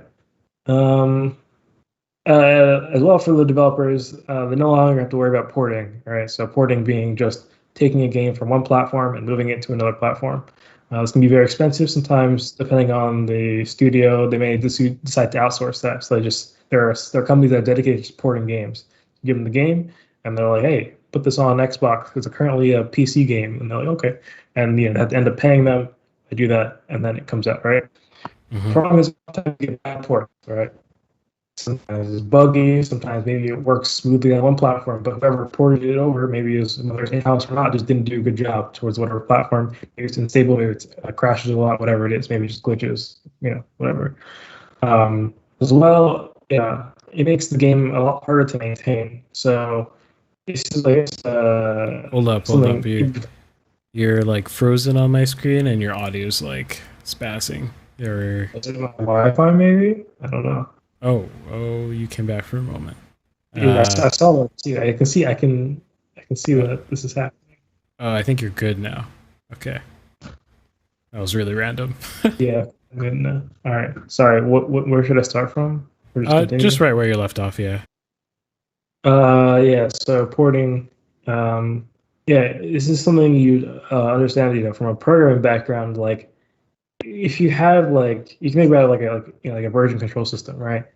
Like in the main branch, you want to have one version. You want to have like one version, right? Everyone's working on that like one version essentially, right? That's like the desired goal is to have as little different versions as possible, right? You all want to work on Hmm. the same version, so like you can work on the same like sort of truth of the thing, if you get what I'm saying, right? Hmm. If you have a port, right? The reason why you get bad ports a lot of times is that the like having a port that actually ports it for like a whole different system, right? It's going to require things to go differently. For example, I guess a very common thing is the key mapping, right? Using a controller and sometimes using a controller, you have like a sort of unique need for like weird optimizations, right? Because you don't have any buttons on a controller, unlike a keyboard where you have all 26 letters, all 10 numbers, all billion symbols, right? Um, yeah, so you have this problem where a lot of times games will be like, okay, so in order to do this thing, you have to tap this button twice instead of pressing it once because we know we need some way of you doing this without having to use extra buttons, or you need to press this Hmm. combination of buttons, whatever it is, or press this button which opens a menu. Oh, a good example is GTA. If you want to choose a weapon, like it's a very odd system on PC, right? This is more of Yeah. a normal thing on console where you press a button, it opens a wheel of weapons, and then you can just choose which one you want from there because you don't have like a trillion numbers to choose from like you have on keyboard for your weapon. Um, so the reason why I do that is because porting is hard. And so if you had a system where the PC version was different, it didn't have the same console thing, you essentially have two separate versions of the game now, right? And this is what I was talking about, the version control thing. Now if you want to update the game, you have to update both of these versions, which are slightly different, and you might run into certain problems that are platform specific because of the weird way that you decided to change something. I was just talking about UI in that case, but there are other things too that you need to change to fit that sort of thing. Hmm. Um, and yeah, I can like that's one of the reasons why a lot of developers don't develop for Linux, for example, or for Mac, because even though they're still a computer in the same way that a Windows computer is a computer, you're still going to have unique glitches, and you're going to have a separate version of that game now because you need to fix the glitch only on this one thing because the code can't be the same for whatever reason, right? Especially if you're doing low level stuff, right? It's not going to be the same at all, right? If you're working in like a high level engine like Unity or Unreal Engine, at least probably be the same, but some things you still might have to fix because of just weird, odd platform quirks. And yeah, so having those two different, like when you're trying to build upon the game, right, and you're updating the game and stuff like that, these versions are going to get more and more different. And you're going to get to points where like maybe the person is tasked with fixing this bug, and they're like, I don't even know how this part works because I didn't code it, and it's like a separate version that I have not been working on this entire time. So yeah, that's the problem with porting, and that's why ports are so bad a lot of times. Mm. Another good thing about exclusives is that the platform is essentially curated, right? So say for Xbox, Microsoft essentially says, yeah, this is a game that I am willing to like allow pass through and I'll sponsor it. I'll let it be an exclusive, and it curates the platform with supposedly good games, right? So this solves the problem of what's called the indie apocalypse, which I hate the name of that, so I'm just going to call it the oversaturation problem. But yeah, where indie developers have a problem where there's so many games in the market, so many of them are absolutely free, for example, right? Don't even like take minuscule in-app purchases, for example. How do you compete with those people, right? When there are so many of them, it's just like the supply is humongous and the demand isn't enough to saturate that supply. So it sort of makes your games a little bit more worthless in the eyes of more people because they're like, oh, maybe this game is X amount of money, but I can just play this other game, right? It's cheaper, whatever. Yeah. And there's an argument to whether this oversaturation problem actually exists. I'm going to say it does, and for the sake of argument, we're just going to assume it does. Yeah, and you notice that like the oversaturation problem is really mostly a problem on PC. That's like the context people talk about it on, right? Because go to Steam and you'll find like a stupid amount of games because Steam used to curate their games, but they don't do that anymore. Now there's a Steam Greenlight doesn't exist anymore, right? I don't even know how it works anymore. I have no clue. However it works, it's not that hard to put your game on Steam. That's all I know. And so yeah, you have this problem. Whereas on Xbox, for example, right, the barrier to entry is a bit greater. With things like exclusives appearing, you're taking away games from the pool, right? So Xbox exclusives take away games from the pool of PlayStation games and PC games, right? It sort of solves this problem, right? Of server partitioning games into their separate platforms, and now it's easier as an indie developer to release a game for Xbox, for example, right? Because there are a lot less games on there. There's a lot less competition going on over there. Especially, there's like, you're not going to find those like free games on Xbox that are like, that are well made, but for some reason the developer just decided they want to underpay themselves this time. So yeah, Yeah. and a sort of side effect of this is that you can be somewhat more assured that the product you're buying is a bit more quality, right? Because whoever is deciding on the exclusives essentially gave the okay. They said, yeah, I'm willing to spend, a couple $1,000s, tens of thousands of dollars to lock this game on my platform. I wanted this to be a selling point of my platform. I'm going to advertise the heck. They're also going to spend money on advertising too, right? They're gonna advertise the game for you, really. Yeah. They spend like some amount of money on advertising because they believe in the game, right? I mean, sometimes these don't turn out well, but oftentimes they do, right? I think the exclusive people are often out of touch with what makes a good game, so that can happen sometimes where it's just bad, but most time it's just fine, right? Yeah, let's see what else. Oh yeah, that Steam thing. All right, so here comes the question: if all this stuff is so great, why don't people actually like it? Right? So like it's like ubiquitously not liked amongst the consumers. And I was one of these people who were just like, oh yeah, this is bad, right? I can't play this on my platform, whatever. Right. But I don't think there should be a problem, right? Because nobody hates on games that are not paid exclusives, right? So for example, let's take Minecraft and Counter-Strike, right? Both games that now they're cross-platform, but they were not cross-platform for a very, very long time, right? And Counter-Strike actually had a pretty good reason. It's just like, why would you play this on a console? That's really the reason. Wait, can you now play Counter-Strike on console? Is that a thing? Yes. It's so like, why? That's bizarre. Like this is not like like it's like not the kind of game, you know what I'm saying? Like, yeah. I understand. I'm not saying there should be no shooters on consoles. I think there should be, right? But like Counter-Strike, it's such a weird like like it's all about like the like the millisecond reaction. The one times, pixel, like, Yeah. Like every frame matters kind of thing, right? Yeah. Right on Xbox is a bit, like it sounds awkward. You see someone, you're like pulling on the stick trying to look at them. Yeah. Gotta buy the Xbox branded keyboard and mouse, Mm-hmm. Yeah. Oh yeah, they now allow they didn't used to allow keyboard and mice on consoles because that would be a bit OP if you were playing a shooter and you're the only person with a keyboard and mouse. You're probably just going to win by default, right? But now they allow that on Xbox, which is a strange play in my opinion. But I don't know.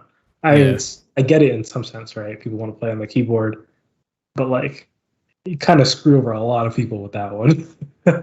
So it'd be interesting if they had it locked so that you can only play like shooters. You can only play with maybe the game could know what you're using, right? So if you have a keyboard plugged in, you'd be like, nah, you can't play this. Or maybe you can play like a keyboard only lobby, for example, or like a mixed lobby. That'd be interesting. Instead of like forcing everyone to endure the pain of being destroyed right now. But yeah, nobody hates Minecraft and Counter-Strike for being PC exclusives for like a really long time. Also, Counter-Strike is also owned by Valve, so it also makes a lot of sense why you left it on Steam and put it anywhere else. So like, why is it a problem that's only like this would be a problem if someone was paying Minecraft or Counter-Strike to keep it on the platform. People would be like, oh, this is now paid exclusive. So my reasoning as to why they don't like this is because people just don't like developers making money. Is what's pretty much my takeaway. Like, there are so many problems in the game industry that's just like people just don't like the idea of developers making more money than they do already, I guess, which is already like not a lot relative to how much they should make. You can be like, oh, but like, like EA is making like $7 trillion every 7 days or whatever, right? It's like that's not a majority of like of the community, and even then, based on their sales, they're not making as much as you would think they would. Sell some stupid amount of games of like Battlefield copies, for example, right? Need for Speed, EA Sports. That's crazy. EA Sports is crazy. It's millions, right? But like the money they make, like you think they'd be like, I mean, they're actually giants, right? But like you think they'd have more. Very strange.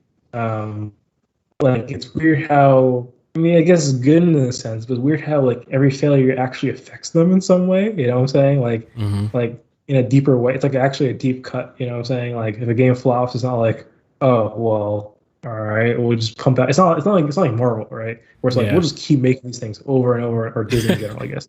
We'll just keep making these things over and over. If it fails, like, all right, whatever. It really did not matter.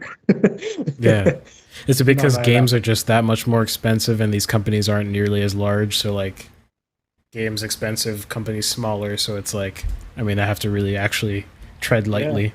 And oversaturation problem, right? Like not everyone, like, the percentage of people who have watched a Marvel movie in the past year is probably insane, right? The percentage of people who played an EA game in the past year is like not that insane, I just played an EA game. I played one EA game. Maybe. Yeah, probably. I played one EA game in the past year. I mean, given if the movie theaters were open, I would not be surprised if I'd seen two Marvel movies, or two Disney movies, I should say, like within the past year, right? Yeah. So that's pretty insane. And the game, like, the cost is just like messed up. But that's pretty much all I have to say. People just don't. I don't know. They're like locking it. It's like, oh, they're intentional. Like the thing is, like this happens. Like indie developers don't tend to port. Well, they don't tend to port often because it's expensive, right? But no, like in the same sense, they're making more money by not porting, by not making it on one platform. Right? The difference in this scenario is that someone's giving them money instead of they're just saving, right? I guess it's both. They're both saving and someone's giving them money, right? At the same time, they lose customers. So it's, I don't know, whatever. But I don't get why this is any different than anything else. I think it's just healthy for the market in general. Solves those oversaturation problem. Solves specifically indie developers not having enough money. And all of them get like big breaks from like these exclusive deals because like oh, finally I have the resources to make something good, right? Because essentially they act like a publisher. You pitch your game to them, and they're like, "Oh, great! I'll give you money, I'll give you money." It's different, right? The publisher usually have to give the money back somehow, right? You pay a percentage back, for example. Whereas I guess an exclusive on a console is a lot less risky because you just they pay you, and you're pretty much done. I don't think they tend to have like contracts where they lose creative freedom over what they're doing. unlike a publisher where you can actually lose like some creative freedom over what you're doing. So yeah. Mm-hmm. Yeah, it's interesting. I think it again goes back into the gaming industry doesn't really communicate very well with people. They'll just kind of ignore people when they say, "Oh, why is this exclusive?" and they'll just not say anything. It's like, why don't you just say it's because it makes economic sense and here's why? I mean, yeah. What can people say to that? You know, like, no. Yeah, Naughty Dog just said, you know, they could just like all they could say is like, this will make our game better, right? And it's like, wow, that makes a lot of sense, doesn't it? More money equals more good, probably. Right, exactly. Just explain. It's really that simple. And if people reject your explanation, I mean, they're stupid. So I don't really know. I don't even know what to say. Oh, I like to point out. I was thinking about like the fact that I played an EA game. I only played it because it was free. Wait, what game was it? It was Battlefront. It was free for like free to keep for whatever time Epic Games had it going. Also, I like to point out that like Steam is sort of like if we're not going to knock on like PC exclusives, I think we should more than we should console exclusives because they're a lot worse. Like Valve in particular, it's just like pretty nasty as a company towards developers. Not like they not like outwardly like mistreating people in a way. I mean, sort of. They just don't like people just don't get paid, essentially, right? Not within. I mean, like the developers, right? Like Steam takes 30%, whatever. Consoles take 30%. That's fine, right? Then like they don't help, like in the fact that like it's more like they just like it's more about the quantity, right? Not about the quality, right? Epic Games, I say, is like the other way around, right? Like we have the good games, right? We have exclusives, whatever, right? Steam was like, we're gonna put every single game on this thing, and like it literally doesn't care if these studios die. Like it's kind of like Amazon almost. Like it's just like the store for literally anything you want to get your hands on. Yeah, which is a problem because oversaturation, and also like these Steam sales are actually bad because you're just teaching people that like just wait. You know what I'm saying? Like if you like a majority of the sales are always sold for every single game. Majority of the sales are always during the sale time, and the sales Does the developer have a choice in whether their game goes on sale or not, or is I was actually reading on that earlier. Doesn't seem so. Seems what? like actually just like apparently nobody knows what games will go on sale except the Steam employees, which I'm like, what? Steam also won't let you sell your game for a cheaper price at another store. That's not allowed. Wait. That's the biggest L of Steam of all, then. If your game could randomly go on sale and you could lose money on your game because this is for the big sales. I'm pretty sure like outside the big sales, I'm pretty sure it's up to you. Right? Okay. I'm not entirely sure, right? But from what I was reading, it seems like the person that nobody knows except the Steam employees is like, wow, for the big sales very specifically, right? I was wondering, I was like, why did they do that? Why did they do that to themselves? I don't think they do that to themselves. I think it's forced on them because like no one likes this. You know what I'm saying? No developer is like, oh, hooray, sale time. Yeah, especially because sometimes there'll be like games that are popping off on sale, but then they'll be on sale. But I'm like, I'm pretty sure you could get the same amount of sale. Well, not the same amount, but you get sufficient sales normally because this is like in the conversation game right now, and then I'll be surprised it's like 40% off, and I'm like, okay, I mean, interesting. Yeah, it's crazy. Sometimes games will increase their price right before it goes on sale. So when it goes on sale, if it goes on sale, then the price is more normal, which is illegal. Interesting. In many countries. But, oh wow, I didn't even know. I didn't know that was illegal. Wow. Yeah, no, you can't. Laws vary, but you can't in certain places. You can't. I don't know what it's like in the U.S. Maybe it's I don't know if it's per state or however it is, but I'm not even sure it's a thing here. But I know in some places definitely you can't raise the price before you put it on a sale. Yeah, seems a bit shady. Yeah, I think GTA did that. It's one of the things that did that. I'm like, that's not like, it's kind of a scam. I get why I did that. That's definitely a scam, actually. Yeah. I mean, you put it on the platform, you agree to the things, right? Like, you knew it was going to happen. Yeah. It's very odd because it's GTA, right? Like, are you really not going to buy GTA because it's not on Steam? Would you really be upset if it's on Epic Games instead? It's GTA. Come on. Just buy it there instead. Yeah, no, I don't think. I mean, they could probably Rockstar could probably just make their own store, and they have enough clout to just pull people into their store. Yeah. Mm-hmm. Yeah. It's Cool. crazy. Mm-hmm. Is that it? Yeah, that's pretty much it. Cool. All right, I guess I'll reintroduce the stream again for the third time. So, if you're watching out there right now, we put these out in segments in three different words in three different parts. Even though we record it once per week, so we reintroduce the stream, a few times during the stream, so that it sounds good in post later. So anyway, welcome back to Mixed Media. We just did a segment on console exclusives where Nathan gave a few hot takes on the goodness of console exclusives. So if you want to hear more about that, go check out that episode. These episodes premiere throughout the week after they're recorded, but they are actually live. So if you want to join us for our live stream, you can join us 7 p.m. Fridays Eastern Time, 7 p.m. Eastern Time on Fridays. So with that, we'll go on to my topic. And my topic, if I can get it on the screen, there it is about how art class has failed you. You have been failed by your art teacher. You should go back and tell your art teacher, why have you failed me? No, but in all seriousness, it's not so much about the particular teachers and so much about the philosophy about art class in general, or maybe not even art class, but education in general.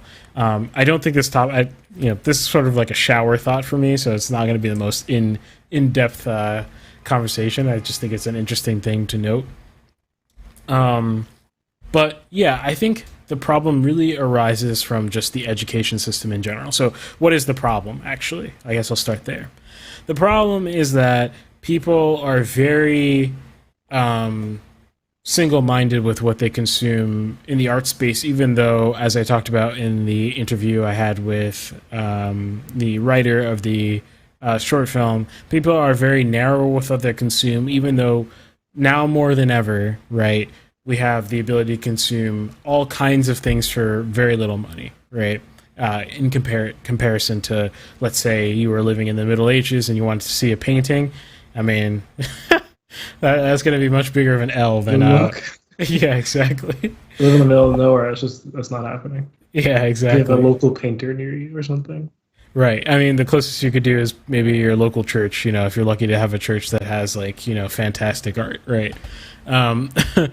So, we have this ability to consume, but I feel like people don't have the tools to actually consume it well, Tavia in the comments earlier was saying something like that, kind of ties into this topic.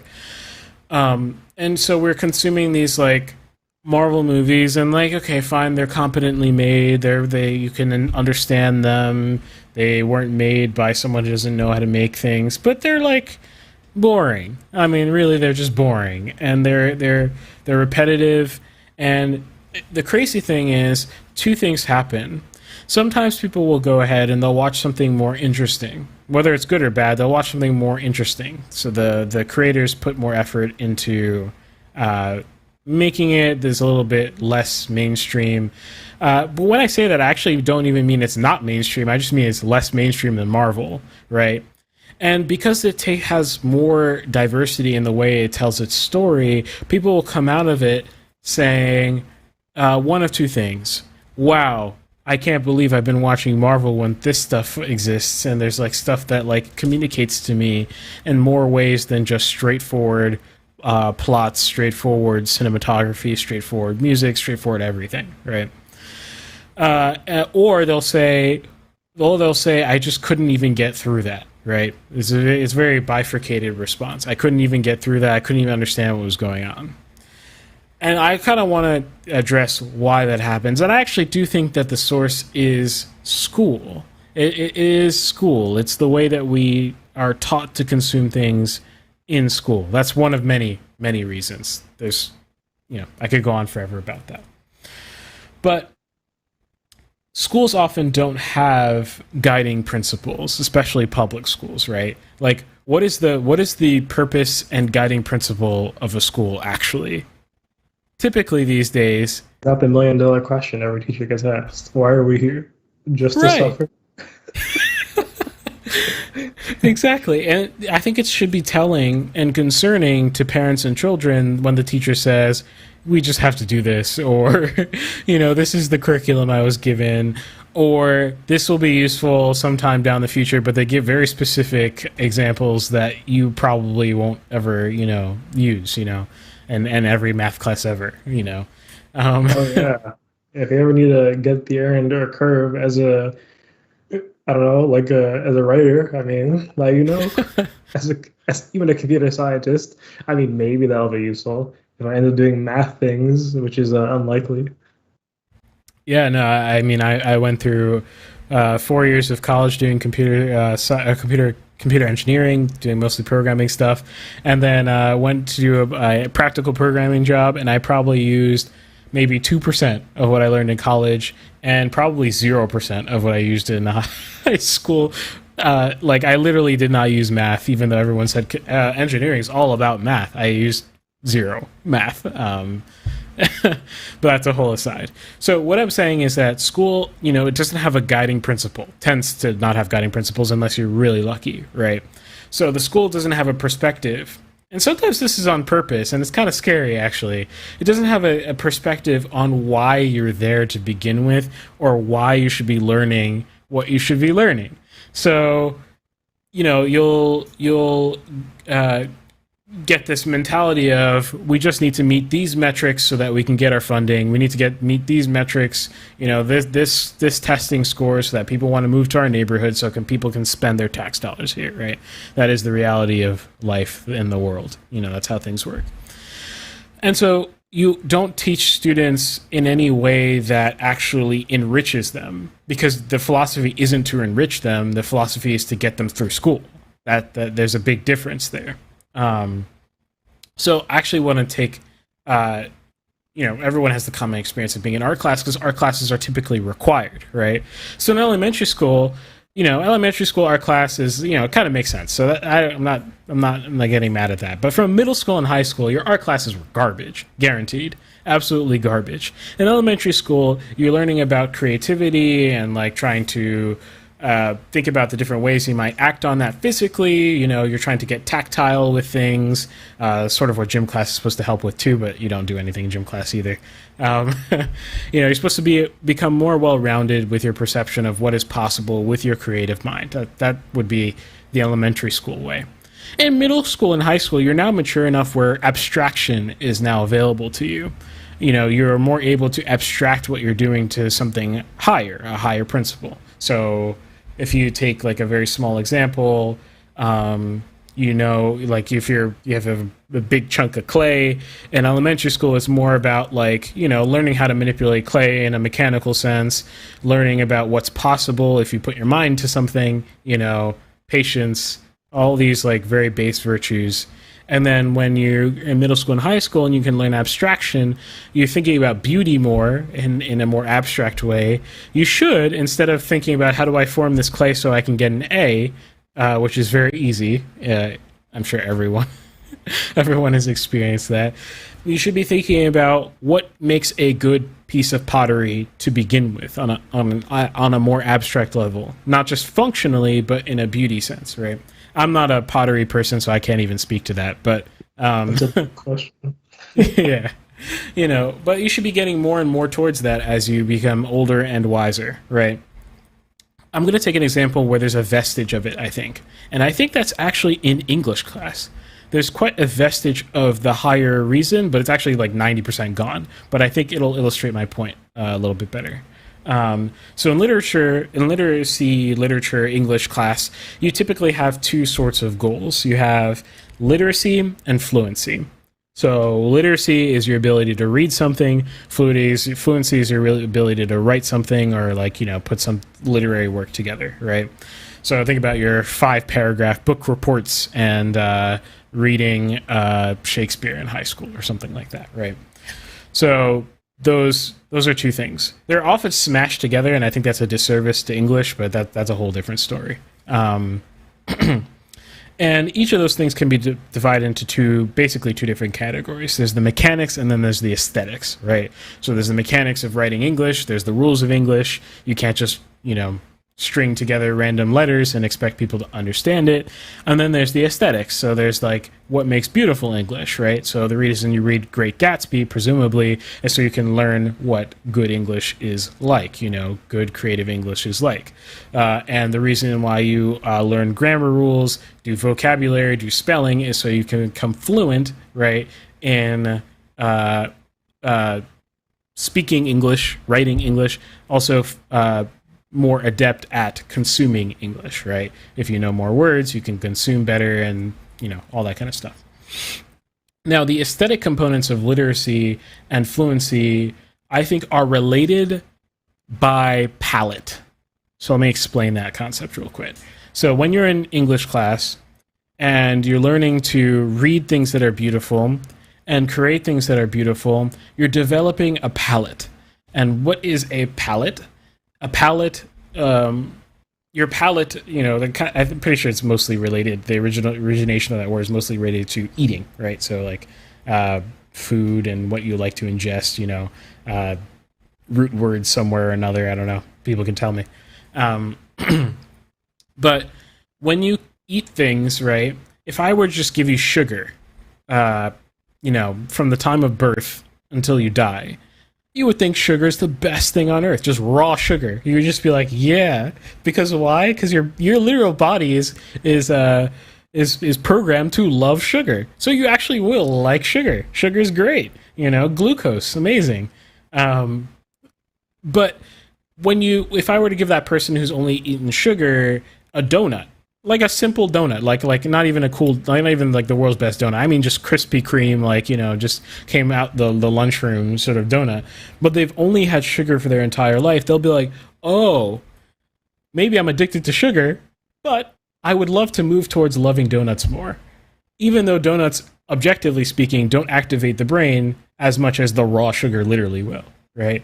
There's like an abstraction that occurs in that, you appreciate the donut more for its complexity, the different characteristics it has the ability for the baker to achieve what they wanted in creating that donut, and then you eat that donut and you're like, dang, I didn't know what I was missing. Donut's more beautiful. Exactly, the donut is more beautiful. That's perfect. Yeah, exactly.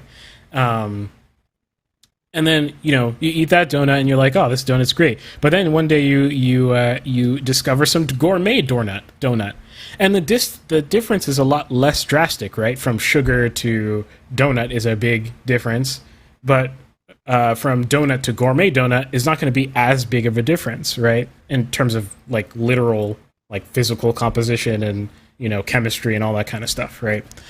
But when you experience that gourmet donut, you start to appreciate donuts better. It's funny I'm talking gourmet about donut. They exist. They definitely exist. I like that's interesting. I guess I shouldn't be surprised, huh? I mean, some donuts are made better than others. I guess there should be a gourmet donut, but it's just funny, a funny statement when you eat that gourmet donut. Now, the funny thing is with gourmet sweets in general, they tend to have less sugar. And the reason they tend to have less sugar is so you can taste more complexity, because sugar is a very abrasive to your senses. So like the more sugar you have, the harder it is for you to taste the differences in flavor, right? But you can't just say the Krispy Kreme donut is better because it has more sugar. That would be a little absurd. You could appreciate the gourmet donut even though it's less sweet because it has more complexity of flavor, texture. It looks nicer visually speaking as well. All that stuff takes in that whole thing becomes the sum of what is beautiful about the gourmet donut. In the same way. So here's how this analogy plays into what I'm talking about in terms of films. Right now, I would say people are kind of addicted to Krispy Kreme donuts. They're not as simple as being addicted to raw sugar, right? They're not just like sugar fiends, right? That'd be more akin to, I don't know, watching TikTok all day only or something like that. Only TikTok. I'm not bashing TikTok. Sort of short form content in general. It's okay to consume a bit of sugar, a little bit. Exactly. Shouldn't be your main dish. Right, exactly. But society is I know a lot of people like Krispy Kreme, so that's a really bad example. But a basic sugar-coated donut. Dunkin' donut, the 7-Eleven donut. All right, that's probably pretty like it's like it's not Dunkin' Donuts, so they can't even say it's a specialty, right? It's literally just like a donut. It is just enough to be called a donut. Yeah. And people are addicted to that in terms of their media consumption in general. And what happens actually is what will happen when your palate's not well refined is they'll bite into a gourmet donut for the first time. And it might actually be a bad gourmet donut, or it may be a good gourmet donut, whatever. But they might bite into a more complex and more donut-like donut for the first time. And their immediate reaction is, that is not sweet. And what I like about donuts is that they're sweet, right? And they'll just dismiss gourmet donuts for the rest of their life. Big mistake, right? Big mistake. Whereas someone who's a little bit more open to the experience might bite down to that gourmet donut. The first bite might be like, I'm not sure if I like this. A second donut, they start to realize a lot of the little things that they're missing out in their basic donut. And they start to say, I was addicted. I wasn't loving the previous donut. I was addicted to the simplicity of the sugar in that previous donut. That's my philosophy of palates in general, if that makes sense. Is this what like acquired tastes are to a certain extent? Just yes. Like I get it now. Because I'm thinking, I was like, I have this feeling a lot with music, right? Recently, there's a game called Guilty Gear Strive, right? It's like a fighting game, right? Mm-hmm. The guy who composes the music for it is like crazy. He created the series and he also created the art for the game. And he also created like art for another game of like a similar game that's also pretty famous, right? Mm-hmm. But music is like really good, right? If you listen to like if you look up the Guilty Gear, you can find the whole playlist on YouTube, right? If you go and listen to it, right, it is weird. It is a weird soundtrack, right? It's a rock soundtrack, but it's like I don't know. You just have to listen to it. And it's like what? Someone's like, oh, this is a good soundtrack you should listen to. I was like, okay, I'll take a listen. The first I listened to the whole thing through. Sorry, not the whole thing. The whole thing is pretty long. I listened to all the character themes, right? Character themes are the main thing. The rest of the stuff is like it's just video game music. It just works, right? The character themes, right, are like the good parts, right? I listened to the whole thing through. I was like, some of those are pretty good. Some of those I'm like, I don't really know about that, right? That was pretty like weird, right? I listened to it again. I was like, wait, it's actually really good. It's probably one of the best video game soundtracks I've ever listened to. In fact, yeah, like wow, this is really good. But yeah, I feel like this is a thing with like video games too, right? Where it's like I'm afraid to show people like weird games. Cause I'm like, I don't like you're gonna look at this thing and be like, this ain't it. I'm like, but like it is it. You just don't get it. Yeah. Yeah, and I think people get confused because they'll think that you're trying to put them down for having a different opinion, having a more mainstream opinion. That's not even it, because actually a lot of the stuff that I enjoy in films are extremely mainstream. Films are kind of lucky in a certain way. That's a whole different story. But it's not a criticism of your taste. It's not a personal criticism. That's not what this amounts to. It's a criticism of your palate, right?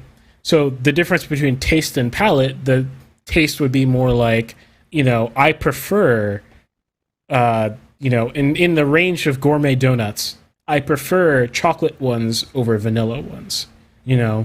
That I experience as a preference rather than as a difference in echelon of beauty, right? Like I feel like when I consume things where I knowingly prefer something, I can tell that that's me being a different human being and my individuality is coming out in that preference, right? That preference might develop just because of my biology. It might be because of my personality. It might be because of,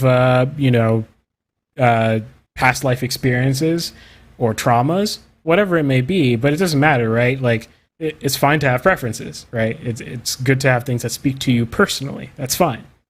But palate is different in the sense that you're allowing yourself, you're becoming more sensitive and more able to enjoy things that are more abstractly complex, more beautiful, you're less addicted to simpler things, and it's not bad to enjoy those simpler things either, or to have to enjoy those simpler things because, let's say, the more complex thing is more expensive. You can't eat a gourmet donut every day, but you can eat that Krispy Kreme donut every day because it costs less, and that doesn't make that Krispy Kreme donut bad for what it is, right? No one made that Krispy Kreme donut for it to be gourmet to begin with. They're not trying to make, the world's best donut, So there's a lot of things going on there, but bringing it back to school, there is no palate refining typically in school. No one teaches you to love things, right? They teach you to pass things. It's a completely different mentality. And it's not to say that everyone will love art class. It's not to say that everyone will love English class, because again, there's still preference. I might like expressing myself through language more than I do through clay pots, and that's fine, But I can come to appreciate clay pots much more than I would have if I didn't go to art class. If my art class was oriented properly, if it was oriented properly, I would give clay pots the best chance I could, or at least the teacher would be facilitating that. Obviously, I have free choice to just ignore everything, but the teacher would be facilitating that ability to appreciate clay pots better if it was oriented towards that instead of just the mechanics of making a clay pot, which is what typically art classes focus on. It's more about so this is what you do first, and blah blah blah. When was the last time in art class you analyzed the composition of this famous potter, right? And handling and looking at and consuming that famous pottery is going to help broaden your palate. That's naturally what occurs. And you come to appreciate certain things in details. You come to appreciate the balance of efficacy as a functional object and its beauty, and how much money you had to make it, and how much time limit, all the constraints that went into making this pot, and how it was still that beautiful at the end of the day. You come to appreciate those things a lot better. What I remember in high school, in senior year, I was required to take that art class. I took an art class. I took a 2, right? They were both half-year courses. So I had to take one full year. I took fine art and applied art, right? In fine art, I remember we went over, occasionally we go over famous paintings or images, whatever. So one of them was Starry Night, right? Mm-hmm. And we had to do a little bit of a little assessment, right? And we had to write what kind of shapes he's using, stuff like that, right? And one of the things was composition, right? And it was just where are the things? It was just where, oh, the tree is on the left side in the foreground or something like that, right? And thinking about it now, why was that I feel the more important question is why is it there or something like that, right? What makes that good, right? Not what is there. Anyone can see what's there. That's not a skill you need to learn, right? You just look at it and you know what's there. Yeah. I'm not really sure why we did that. I think probably because it was some weird mash of actually good art school and normal school, right? Whereas in actually good art school, you're probably going to be asked something about composition, right? That's an important part, right? And especially now that I know about 3D modeling after school, after taking that art class, I'm oh yeah, I get it now, right? Mm-hmm. I understand why composition is a big deal, right? So yeah, part of it's that, good art school is composition, but then school doesn't ask that kind of question, so they can't do that. They just have to ask what's there. Yeah. Call it a composition question. Yeah. Yeah. No, you hit the nail on the head there. Yeah, that's exactly it.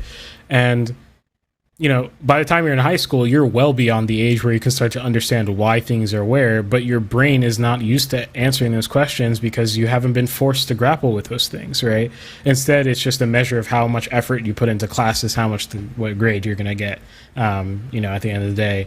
Whereas, it's more important, and it's not just about the art that you assess in class. This just forms your perception of art in general. So now that when you go watch a movie, your literacy with the movie is, or at least maybe your literacy not initially will be high, right? With being able to ingest a movie that's a little bit different, right? Your ability to accept that you might have to broaden your palette with watching movies will be higher, and you'll have a higher tolerance towards differences, right? Where you don't immediately dismiss things. Yeah, I just had a thought, right? So a lot of times nowadays, since I'm trying to do compositional stuff with music, I listen to music and I just try to like examine it, right? Like I'll be listening to something, I'm like, okay, this time I'm like, oh, well, this is a good song. Let me try to figure out why it's good or whatever, right? Or like what's there, right? I'm listening to like drum pattern and different stuff going on right in the background that like a lot of stuff in the background you oftentimes don't notice when you listen to a song. Right. And I was real, sometimes I think about like just like what is there, right? And I realized maybe that's the wrong question, right? So I feel like it's a bit both. I do, right? Like what's there and why it's there. But sometimes I don't think about why it's there. So I'm just like, oh, what's there, right? I'm like, oh, maybe I'll use this drum pattern, right? I feel like it's kind of the wrong way of thinking about it, though. I probably shouldn't just be like, maybe I should use this because it sounds good in this one song, right? And maybe think of the previous conversation we had before earlier today, where we're talking about how Hans Zimmer is a lot easier to sort of imitate in a good way than John Williams, right? Maybe it's because knowing the what's there is how you imitate, right? And knowing the why is how you make it good, right? So maybe it's very easy to understand why Hans Zimmer does what he does. It's not very easy to understand. Maybe it's easy to just look at John Williams' stuff. It's not necessarily easy to like understand why does he do this. You know what I'm saying? So when you try to imitate him, you're like, oh, let me just grab this like this way does the strings, like put it here, and does this with the drums, like put it here. You may not get why, like mismatch it and like do weird things. But yeah, that's just like a interesting thing I just thought of. 100% correct. 100% correct. And the thing is, like, as you're learning, though, like, mimicking is actually not bad. That actually helps you with your palette, too, because but you have to come at it with that perspective. You can't come at it with the perspective of, oh, I'm making a new piece of art that's amazing. You have to come at it with, I'm mimicking so I can better understand why it's there. That would, I'm not trying to present this as, like, some, grand work. I'm experimenting. That's why experimental art in general is valuable, It's playing with core parts of things so you can understand and broaden your palette. You refine your palette. That doesn't mean that everything experimental that's made is amazing. In fact, I don't even understand, like experimental painting. I couldn't even look at it and explain to you why it's good. And I'm willing to accept, though, that might be because I'm unsophisticated in that area. I'm also willing to accept that those art might just be bad. Both those things could be true. Yeah. How do you explain like the white canvas? I don't know about that one, man. Yeah. I don't know about that one. The classic white canvas. I don't get it. I don't know if like it's such a high form of art. I just don't like. It's just incomprehensible by like me. I don't know. Yeah, exactly. It's like it's like we shouldn't. I think there's like a deconstruction period where people were like, oh well, fine art is so proper and blah blah blah. It's like, well, no, the reason why you can make good, less literal art, less like Michelangelo, who's making like very anatomically correct, although extremely expressive. So I don't even know if I could. That's not a very good comparison, but if you're just trying to make a statue of a person that's literally perfect, which some eras of art, that was a lot of the objective was to just depict something perfectly. Think about the realistic fruit pictures. That typically is like the practice for realism painters and whatnot.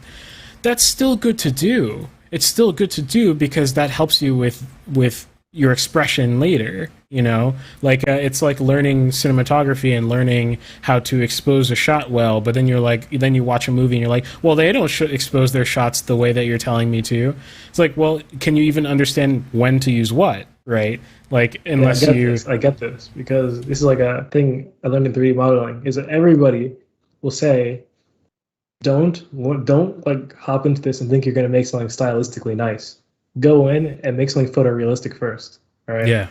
And then when you make something photorealistic, then you can start adding your own style to it, right? Because if you don't understand, it's kind of annoying, right? It's like, I don't want to do that, though. Yeah. I just want to make a stylized thing.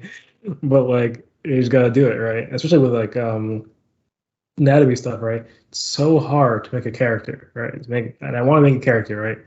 It's just the barrier to entry is so hard because you have to make a realistic one first, Because you try to make some, like, I'm sure people have done it, right? I'm sure people, they had that kind of talent, they're just very good at it from the get-go. Oh, yeah.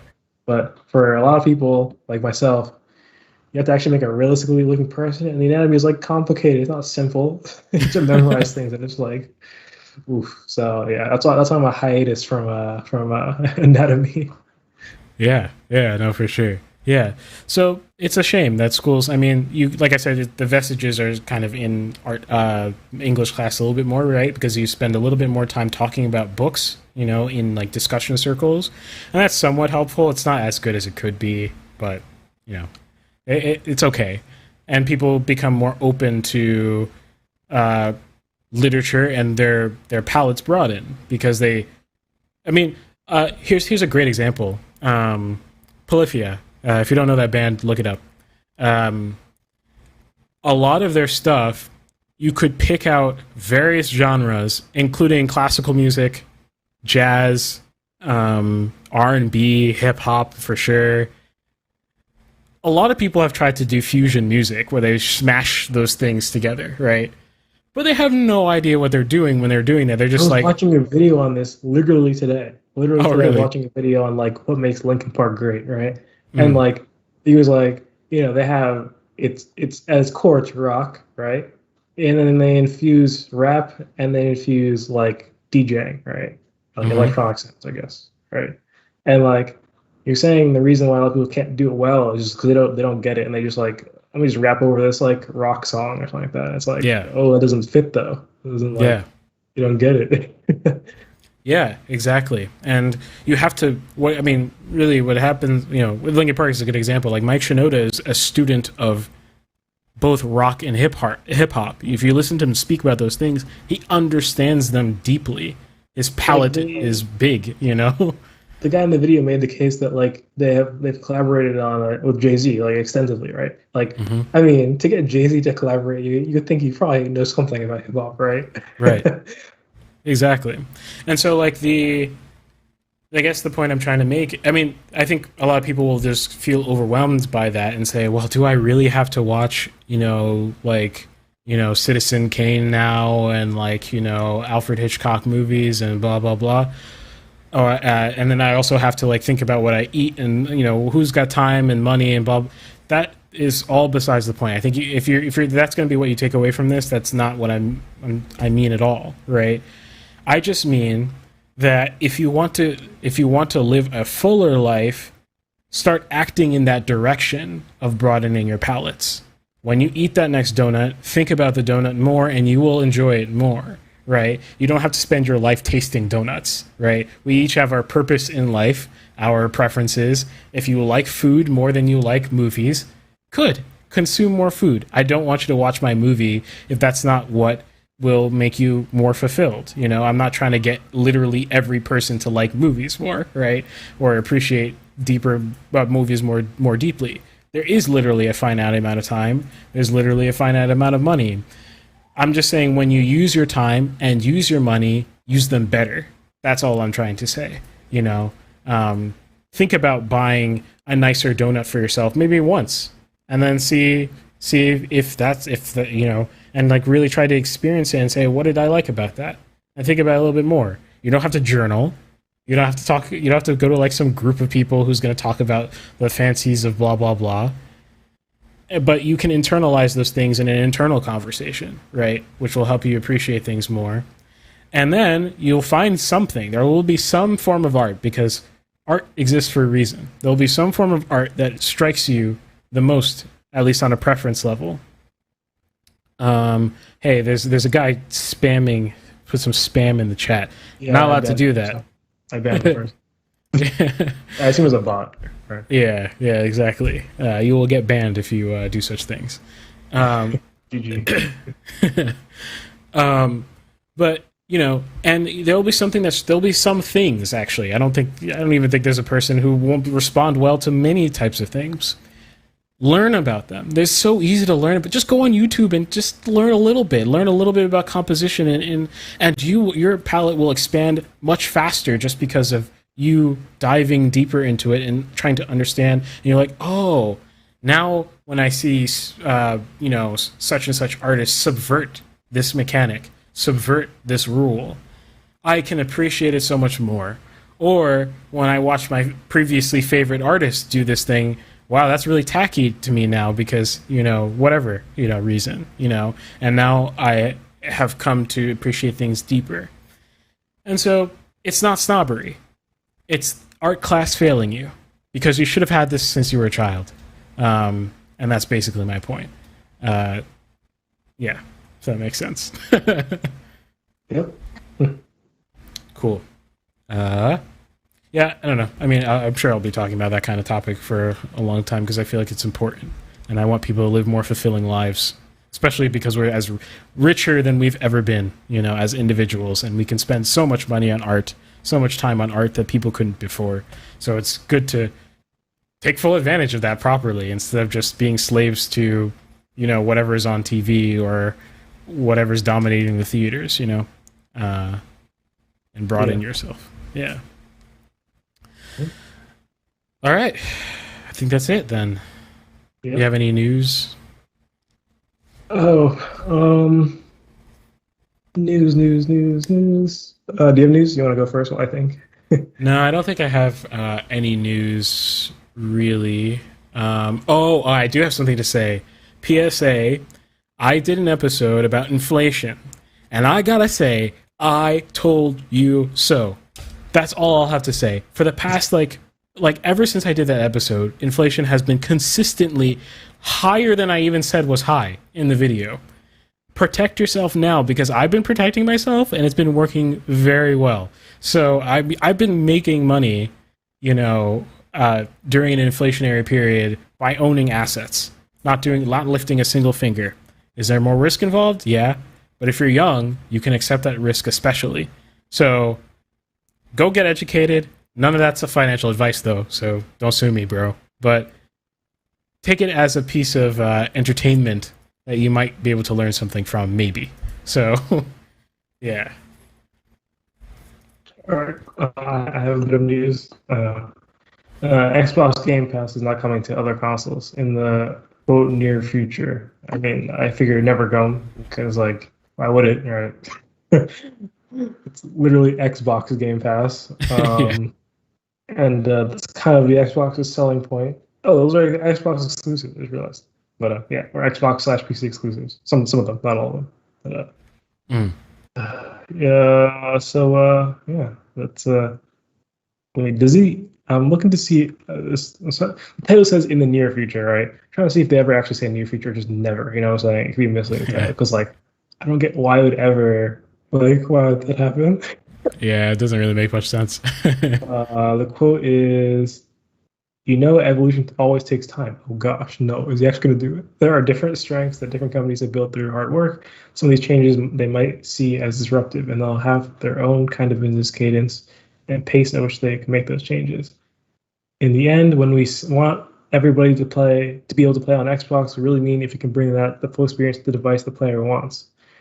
We're totally open to discussions. All right, I mean, I'm gonna call some BS on that, honestly, but that was Phil Spencer. That's the one of the head dudes of Xbox.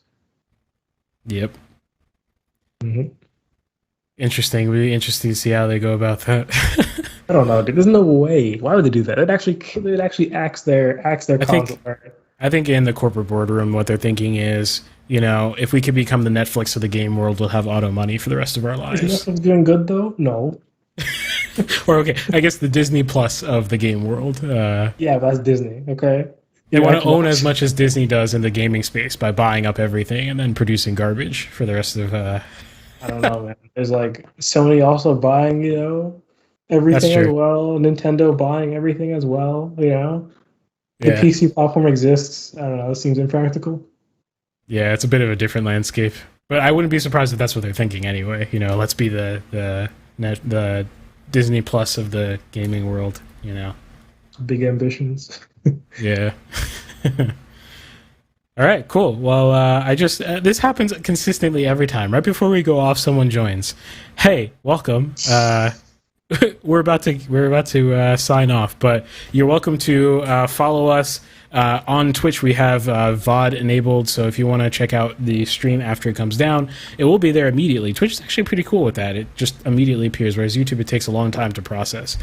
On YouTube, we have a YouTube channel as well, so you can go check us out there and subscribe. Our episodes, like finally edited and looking nice and all that kind of stuff, will come out throughout the week. We're also in audio-only form, as this is a podcast, and I don't think I plugged that enough.